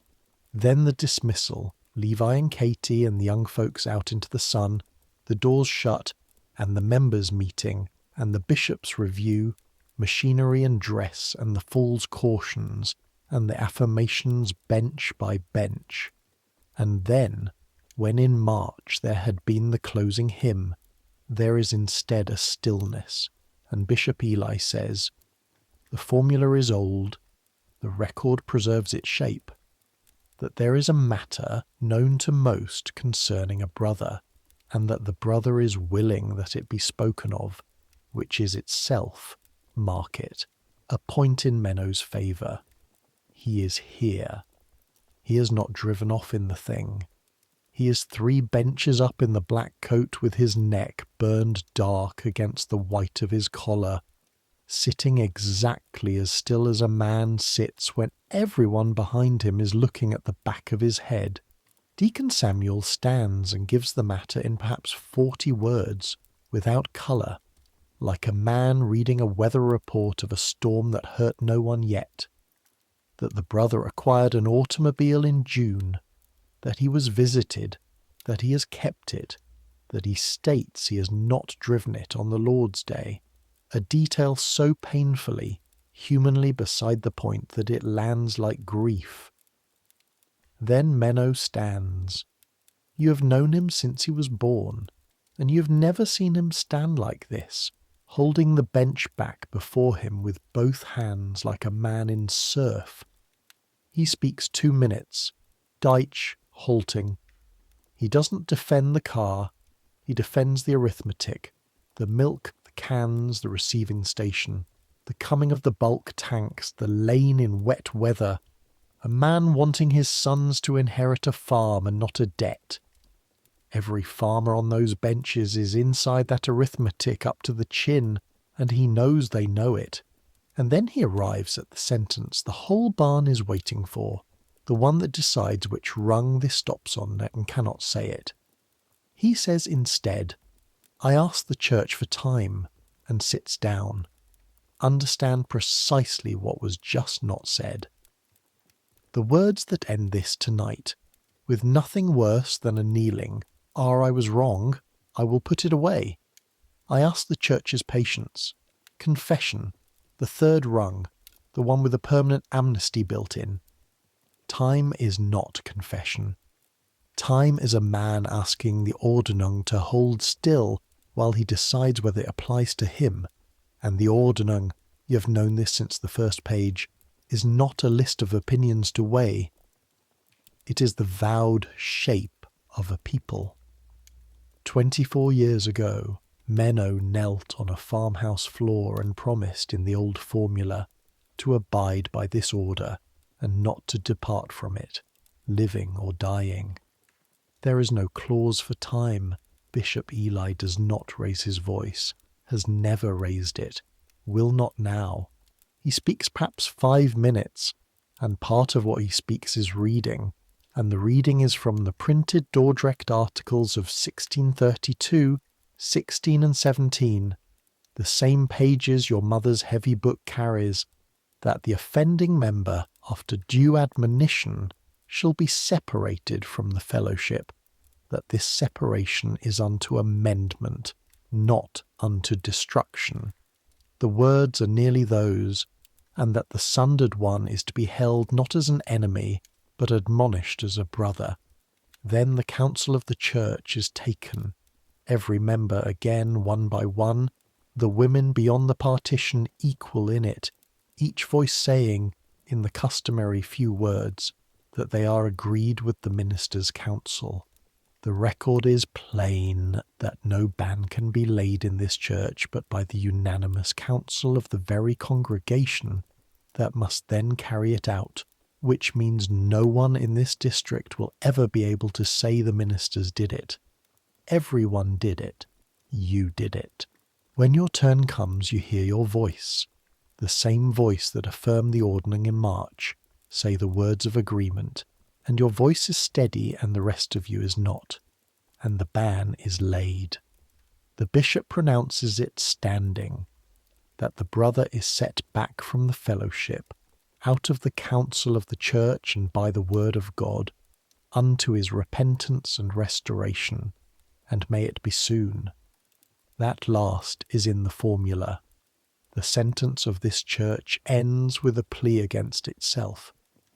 2 Sundays on comes communion, held because the district, Menno's matter now in order, in the terrible bookkeeping sense that an applied discipline is order, is at peace. Menno is not there. The bread, the cup, the foot washing by twos, the towel, the year's alms into Samuel's dry old hands. His place on the bench 3 up from yours sits empty all day, and no one sits in it. And I will tell you something the record confirms from a dozen districts across 100 years, no one will. Not next church Sunday, not at Christmas. An empty place on a backless bench, kept empty by nothing but common grief, is the most eloquent object this church owns, now the landing at the bottom of the ladder. What the ban means, on the ground, in the daily mechanics, because the mechanics are exactly where the outside world's imagination fails, in both directions at once. Meidung is not banishment. Menno is not driven out, not barred from church. He is expected at preaching, and will come, and sit where the band sit near the door, and no one will hiss or turn. He will be greeted on the road, spoken to at his fence, his children, unbaptized, everyone, therefore untouched by any of this. Hold that fact hot in your hand for the next chapter. Play with your youngest exactly as before. But a member may not eat at the same table with him. 1 Corinthians the 5th chapter, with such an one know not to eat. The Versaman staked the whole schism on. A member may not do business with him, may not buy his hay, sell him a heifer, hire his baler. A member may not take from his hand no gift, no ride, no lifted sack, no dollar. Though every member may give to his hand, help him, feed him, carry for him, the avoidance runs by design in one direction only, the direction that humbles. Receiving without giving, the community may pour toward Menno all it likes, and must let nothing flow back, so that the band man stands in the strangest poverty ever engineered, able to get anything and give nothing, a man whose money is no good, whose work is no good, whose splendid 26-cow competence, the thing his whole standing was built on, has been quietly switched off like a, you were going to say like a current, and the bishops were there 40 years before you. And in the strictest reading of the old discipline, Lancaster's reading, and I flag with both hands that settlements differ and have split over exactly this. The table rule does not stop at the church supper. It follows the man home. In the house of a band man, by the strict rule, his own baptized wife does not eat at his table but at a separate one, until he is restored. And now, at last, you know what you're looking at on the 4th Sunday of October, when Sarah, who has said almost nothing on the whole matter all month, hitches the horse herself on a non-preaching Sunday, is gone 2 hours, and comes home having asked Menno's Mary and the children and Menno to Sunday dinner. And on the Sunday, while the goose roasts, you and your boy carry out of the wash-house into the warm kitchen smelling of sage and windfall apples the little walnut table your father made, and set it up in the same room, close by the big table, one place laid, the cloth on it the good one. A Menno Byler arriving stops 1 instant in the doorway at the sight of it, 1 instant only, and then hangs his hat on the peg like any Sunday, and sits down at the small table 3 feet from the big one, and dinner is eaten, all of it, the whole family and the guests and the band man, in 1 room, at 2 tables, and the talk is of cattle and weather and the fisher's new barn, and nobody's voice is false, and his Mary's chair at the big table is next to Sarah's, and once, passing the beans, your daughter Katie serves the little table first without being told, and without looking at anyone. And if you want to know what the inside of this discipline actually feels like, not the cartoon of it, the documented, practiced Lancaster in 1955 fact of it, it is this room, a fence built of grief, 3 feet wide, with roast goose passing over it in both directions, and I was wrong at the wash-house door in July. You do not wish you had not seen it. You will keep it, this room, this hour, as long as you keep anything. After they leave, in the blue dusk, your mother, who ate at the big table with the rest and said the least of anyone, stands drying dishes a long time at the window where the carriage went out the lane. Then she says, to the window, in the voice she uses for the weather, "We do not shun him to hurt him. We are mourning him, loudly, so he can hear it," and hangs the towel on its bar and goes across the porch to her own small house.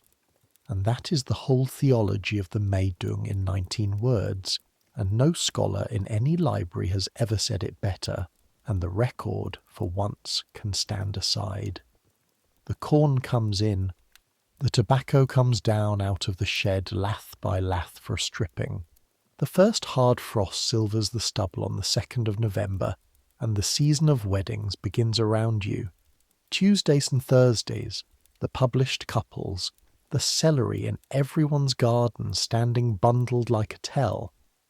And it goes on around this family, not in it, because on the evening of the 9th of November, a Wednesday, at the end of milking, in the steam and ammonia warmth of the cow stable, between one cow and the next, with his forehead resting against a black flank, exactly the way he has rested it since he was 7 years old on a stool cut down for him, your son tells you.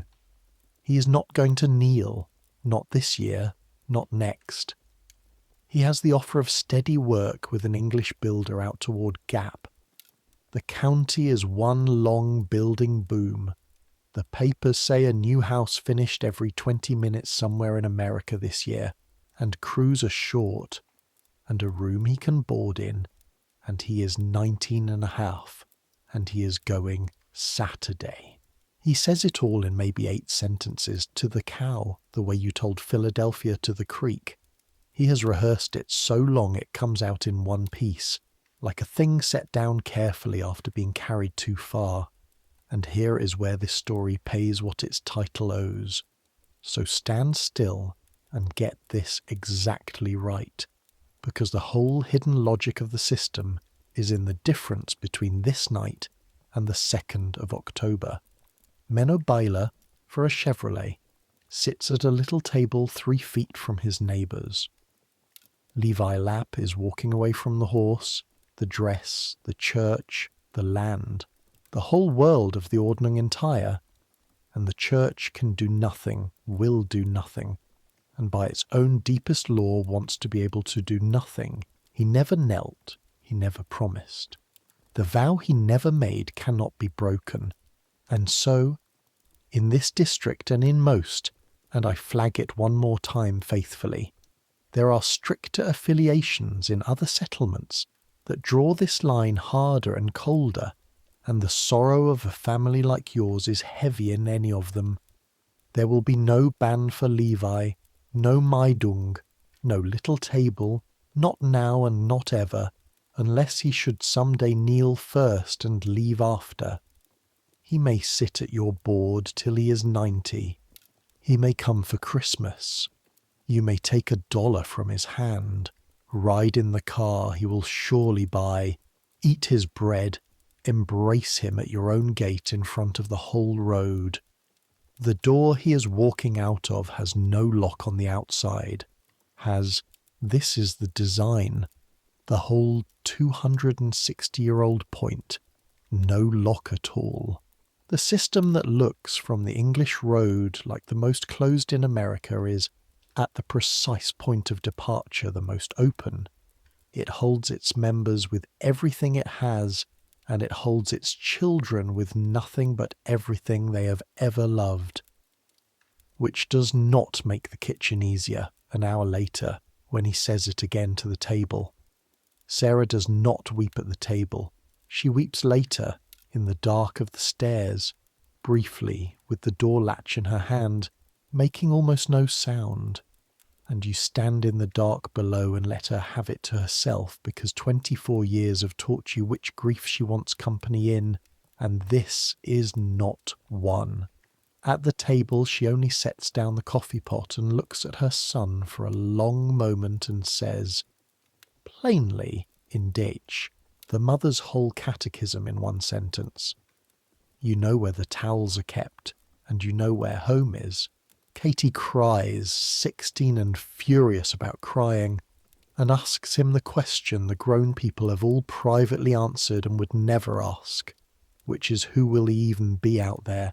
And Levi has no answer, because there is no answer, because that is not a rhetorical question.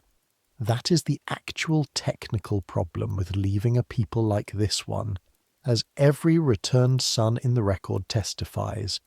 Out there he will be a man with no district, a face with no name on it, hired by the hour in a country of strangers who will like him fine and need him never. And your mother does the thing you will tell at her funeral. She gets up, crosses to the shelf and takes down the martyr's mirror and opens it flat on the table by the lamp at the frayed brown ribbon, her place these 4 years, and reads aloud, in the old High German and then again in Deutsch for the young ones, the story that lives at that ribbon. Asperen, Holland, the winter of 1569.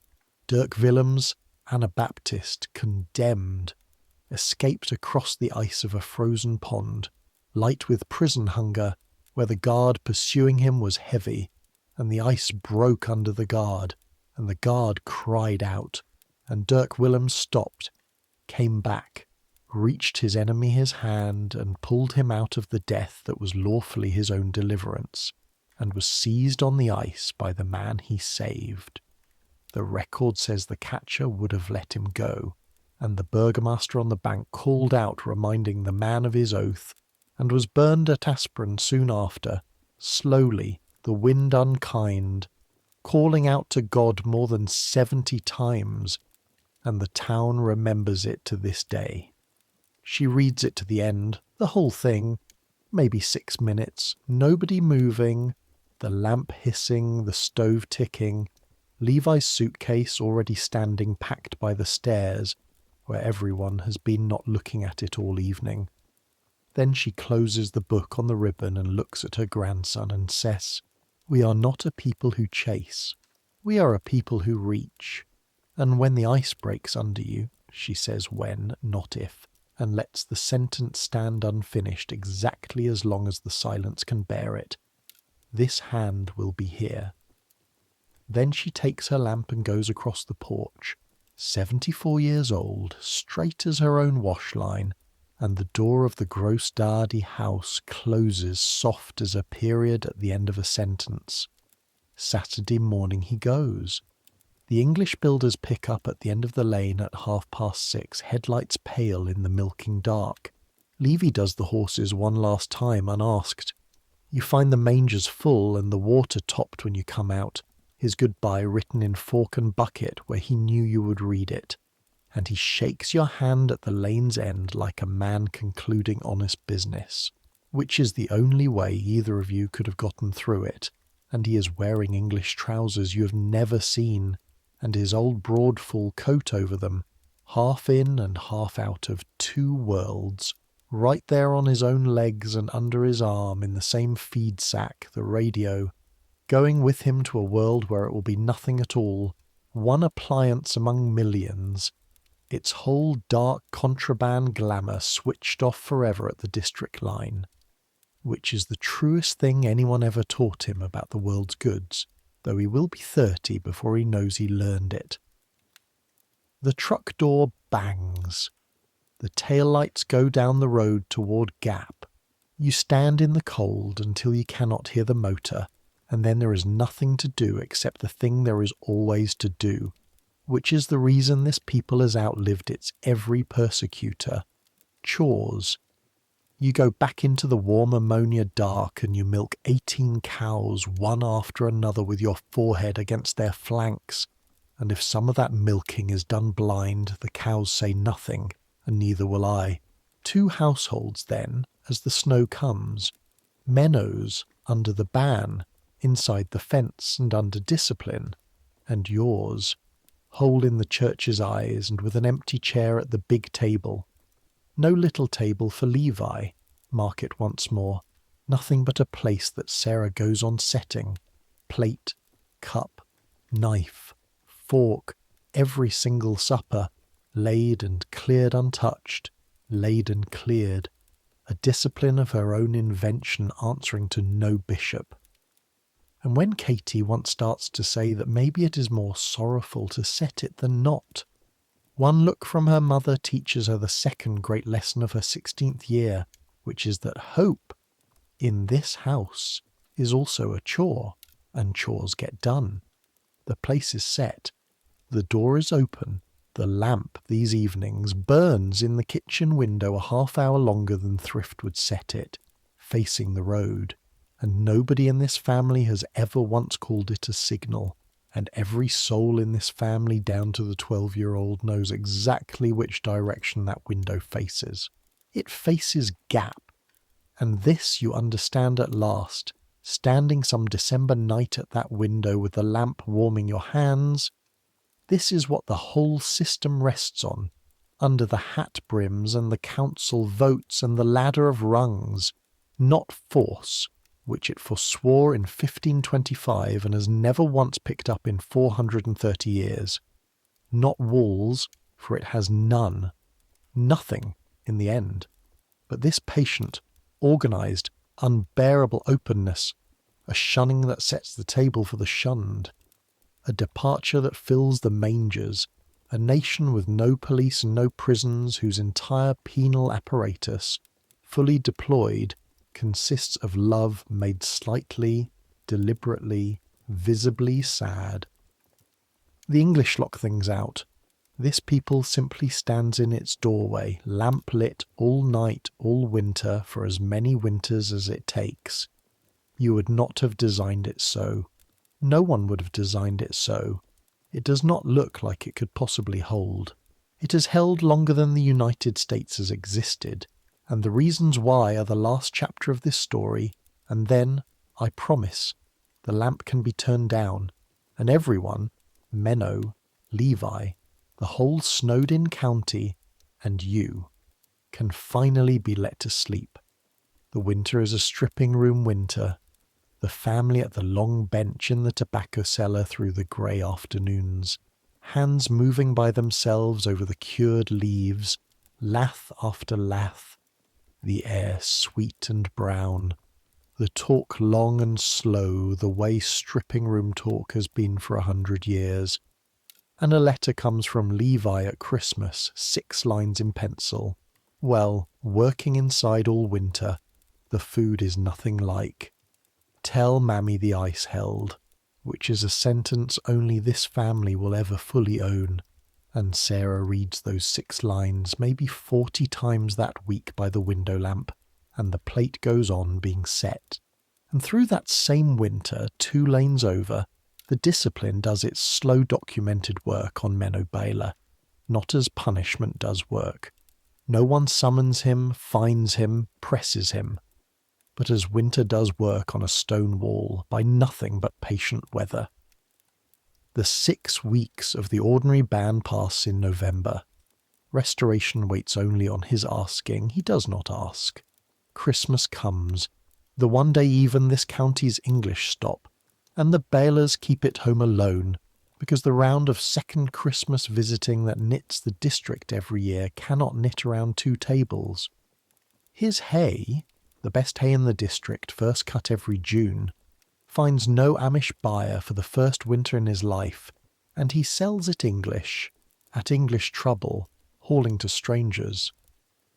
The car itself sits under its canvas, driven, the road agrees, almost never, its errand long since curdled. Whatever it was going to save him has cost him more this half year than horses would cost in 10. None of this is the church squeezing him. Every bit of it is simply the shape of a life built for 40 years inside a web, experience from 1 inch outside the web, and the record, which holds many Mennos in many decades, says it is the quietest force ever applied to the human will, and among the surest, and that its cruelty and its mercy are the same fact, seen at different hours of the night. Nothing whatever stands between the man and coming home except the man. He comes in March, before the spring council meeting in the old order of such things.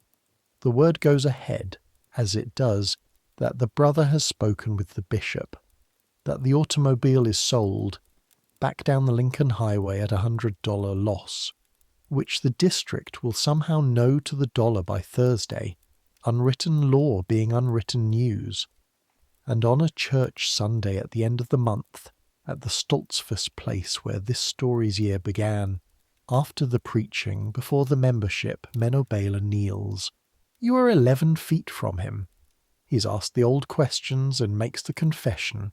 Fault owned whole, no arithmetic pleaded, and the pleading of no arithmetic is precisely what the kneeling means. And he is asked whether he can be at peace with the church, and he says the word, and Bishop Eli comes forward and takes him by the hand before them all, and raises him onto his feet, and gives him his hand and the kiss of peace, and says, the formula is in the record close to this, that the brother is received again into the full fellowship of the church, and that what is confessed is forgiven, and shall not be spoken of again by anyone forever. And it never is. Hear this, because it is the piece of the machine the world finds hardest to believe, and the one the record is most unanimous about. It is over, not probation, not a season of side-eyes, not a story told at his expense in 10 years. The rule of the forgiven sin's extinction is kept in this valley with the same iron as the hat brim, and kept, you understand at last, by the same means. 80 people who each know that the little table waits as patiently for them as it did for him. Next preaching Sunday, Menno Baylor sits 3 benches up in his old place and sings, and at the fellowship meal afterward he eats at the long table among the men of his gang and age as if the winter had been weather, which, in the church's grammar, is all it ever was.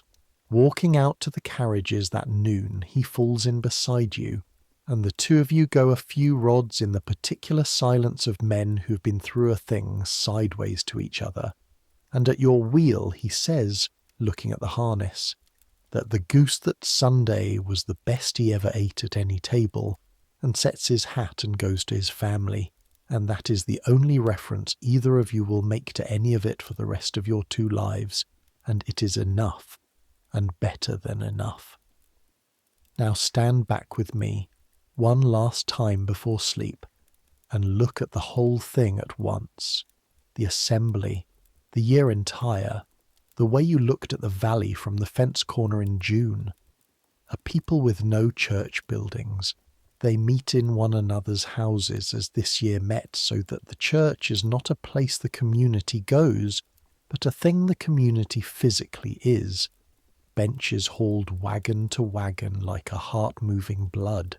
A people with no police, no jail, no lawsuit, forsworn St. Zurich, whose entire order rests on a code nobody wrote, affirmed out loud twice a year by everyone it governs, enforced by a ladder of quiet words whose bottom rung is a sad chair at a warm dinner, a people whose every rule traced to its root is the same rule: stay small, stay slow, stay together, stay separate, and whose penalties, traced to their root, are the same penalty. We will grieve at you, visibly, until you cannot stand it. By every law of history that ought to be the formula for a museum piece, the American countryside is salted with the graves of communities that tried to build heaven with far better tools. And here the record permits an actual roll call, because Pennsylvania collects failed utopias the way other states collect battlefields. 10 miles from your farm stands Ephrata Cloister, founded 1732, mystic, celibate, brilliant. It printed your mother's martyr's mirror in the 1740s, and by the time your grandfather was born it was a remnant, and in 1955 it is a state museum with a parking lot. The Harmony Society, 3 towns built, rich as a small nation, extinct by 1905. The Shakers, down from their thousands to a handful of old women in Maine. New Harmony, Oneida, Amana, reorganized, dissolved, incorporated. Every one of them had a written constitution. Every one of them is gone. The Amish, with no constitution at all, were perhaps 5,000 souls in America in 1900. In this year of 1955, they are several times that and doubling every generation.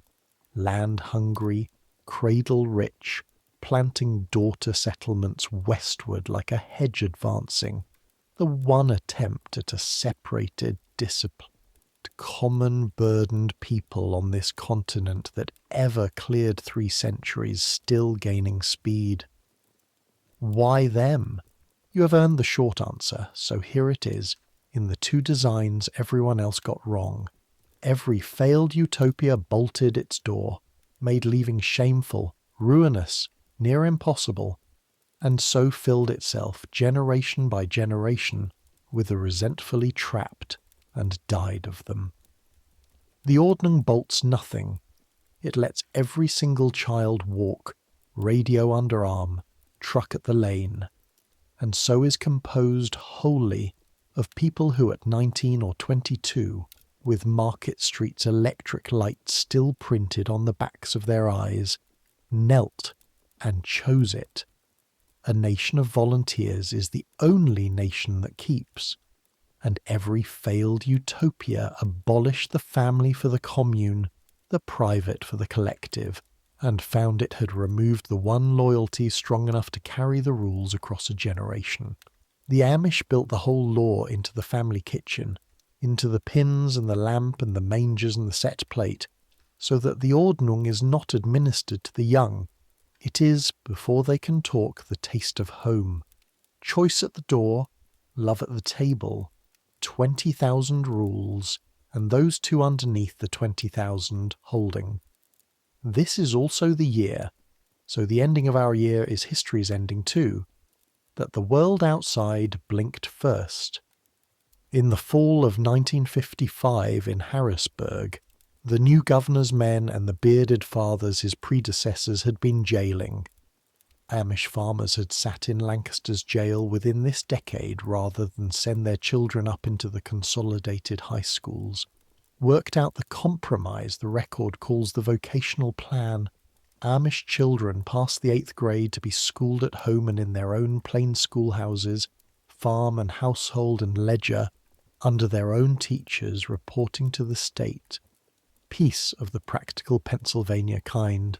And on Broadway, since the 27th of January of this same 1955, an audience in a theatre on 51st Street has been laughing kindly, 8 shows a week, at a musical comedy called Plain and Fancy, about a pair of New Yorkers loose among the Amish of a Lancaster county dreamed up in a rehearsal hall. The men at the feed mill know of it, the way one knows of weather in another state. It seems a small thing. You do not yet know. No one in the county, English or plain, yet knows what has been switched on, that the play is the little spring of a very large flood, that the buses are already forming up, in a manner of speaking, on the far side of the Delaware, that within 10 years this valley will be one of the most visited landscapes in America. Billions upon millions of strangers a summer idling past the ends of these lanes with cameras, hungry for exactly the stillness their coming disturbs. That your grandchildren will farm behind glass, in effect, politely observed at their ploughing like herons, and that the Ordnung, tested by tourism, by the bulk tank ultimatums already muttering at the receiving stations, by milk law and draft board and school board, and every blade the century still has in its drawer, will bend at the margins, divide once more in the 60s over exactly the old questions, hold at the centre, and go on growing until, in the time of your great-great-grandchildren, this people numbers in the hundreds of thousands, and their highest court in the land itself will rule, in so many words, that there is nothing in the Constitution requiring the Amish to be like everyone else. All of that is coming up the road. Tonight it is only a musical comedy far away, and a lamp in a window, and none of your business, and you go to bed. One more Sunday, and I will let you go. The last Sunday in April 1956, a visiting Sunday, no preaching, the spring communion held and passed, the district at peace, The Oats Inn, the year of this story quietly closing its circle. A pickup truck slows at the end of the lane in the middle of the afternoon and lets a young man out and drives on. He walks up the lane the way a man walks a floor he laid himself. English trousers, his hair grown out past any Ordnung. 5 months on scaffolds have put an inch on his shoulders. He has a paper sack of store oranges for his mother, which he will pretend is far too extravagant, and a truck part, machined and paid for out of his own wage, for a corn binder he happens to know is standing bulky in his father's shed. At the big table, you watch it happen with your own eyes, your baptized family and your gone son around one board, the plate that has been set 160-some suppers, for nobody set this evening for somebody, and every mouthful of it lawful. And if you did not understand before why the old discipline splits the world so fiercely at the vow and nowhere else, watch Sarah not watching her son eat. At the big table he tells about house framing, and grins at Katie until she laughs against her will, and calls his grandmother Mammy across the room in Deutsch with his mouth full, and the kitchen sounds, for 2 hours, exactly the way a kitchen is supposed to sound. He does not stay the night. You did not expect it, and it is better than nobody expected. The record of this people is full of sons who came back to kneel at 22, 24, 26, and full of sons who never came back at all, and were loved across the fence for 50 years, and no one on this porch tonight knows which one of those stories this is, and I will not pretend to know either, because his grandmother's when was a hope, not a fact, and this channel has told you all night which is which. At dusk he stands in the yard a moment looking at the barn, the way you looked at the valley from the fence corner, and then he shakes your hand, a builder's hand now coming into its bark, and goes back down the lane to the road, and the truck's door bangs, small with distance, and Sarah beside you on the porch watches the tail lights toward Gap until the hill takes them. And then she says, in the voice she uses for settled things, he carries it with him. She is right, and you know exactly what she means because you watched him, at table, without one flicker of thought, bow his head with the rest of you into the silent grace, 5 months of scaffolds and diners and radio falling off him in half a second. The oldest rule of all, the one under the 20,000 still holding him level as a sill. The Ordnung has no rung for a boy like that, and needs none. It has the table, it has the lamp, it has time, and it has never once, in 400 years, been in a hurry. The evening comes on the way April evenings do here, wide and yellow and then suddenly blue. Chores. The 18 let-downs, the mangers, the hens, the gathering quiet of a barn settling for the night. That great warm animal patience breathing all around you in the dark. In the kitchen, the dishes done. Katie reading by the lamp, the 12-year-old asleep sitting up and marched to bed. Mammy's window lit gold across the porch, the little walnut table back under its sheet in the wash-house, empty, please God, for a long time. Sarah banks the stove, you wind the plain clock, the door, you check it the way your father checked it. Last thing, out of a habit older than any of you, is unlocked. It is always unlocked. It will be unlocked all night, all year, all the years, because a door that will not lock out a stranger was never going to be allowed to lock out a son. And now, listener, you can let it all go. You have carried a great deal tonight. The hooks and the pins, the ladder and its rungs, the little table and the big one, and you do not have to hold any of it any more. The district is at peace. It said so, one voice at a time, and it meant it. Menno sleeps 2 lanes over, a whole member in a whole house. Levy sleeps in Gap under a landlady's quilt with an orange crate for a nightstand and his grandmother's when somewhere in him like a seed under snow. The Fisher's new barn stands in the dark, still smelling faintly of cut oak. The bishop sleeps, and the deacon, and the 91-year-old who says the piece louder than anyone, and 80 households along the dark lanes of one small district of one small county, every door unlocked, every lamp out but one. You are warm enough, you're fed enough, you're safe enough, as safe as a person can be, which is to say, held. That was ever the whole secret of these people, and it can be yours till morning at no cost at all. Not the hat brim, not the horse, just this one borrowed night of being held inside an order older and more patient than any trouble you own. Your bills, your noise, your unfinished everything, they are the world's wires, and the wire, tonight, stops at the end of the lane. It does not come into this room. Nothing comes into this room but sleep. So let it come. Let it come up the lane slow, at a horse's pace, in no hurry, sure of its welcome.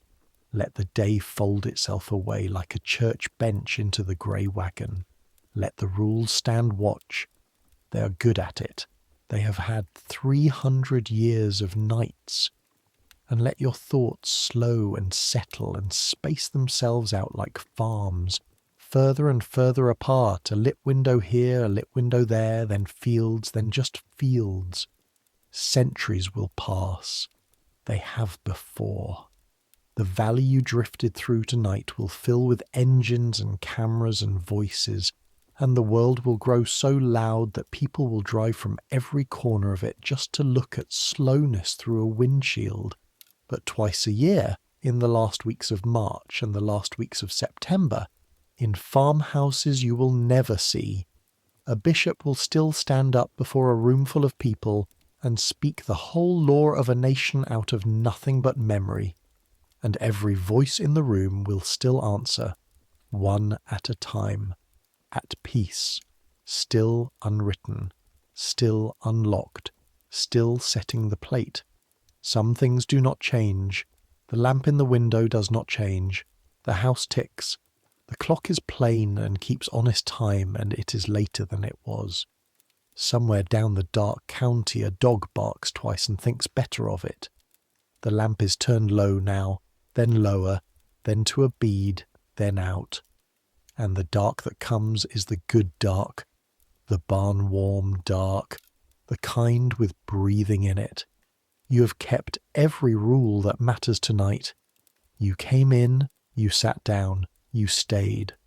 Sleep now, the way this whole valley sleeps, watched over, forgiven in advance, door open.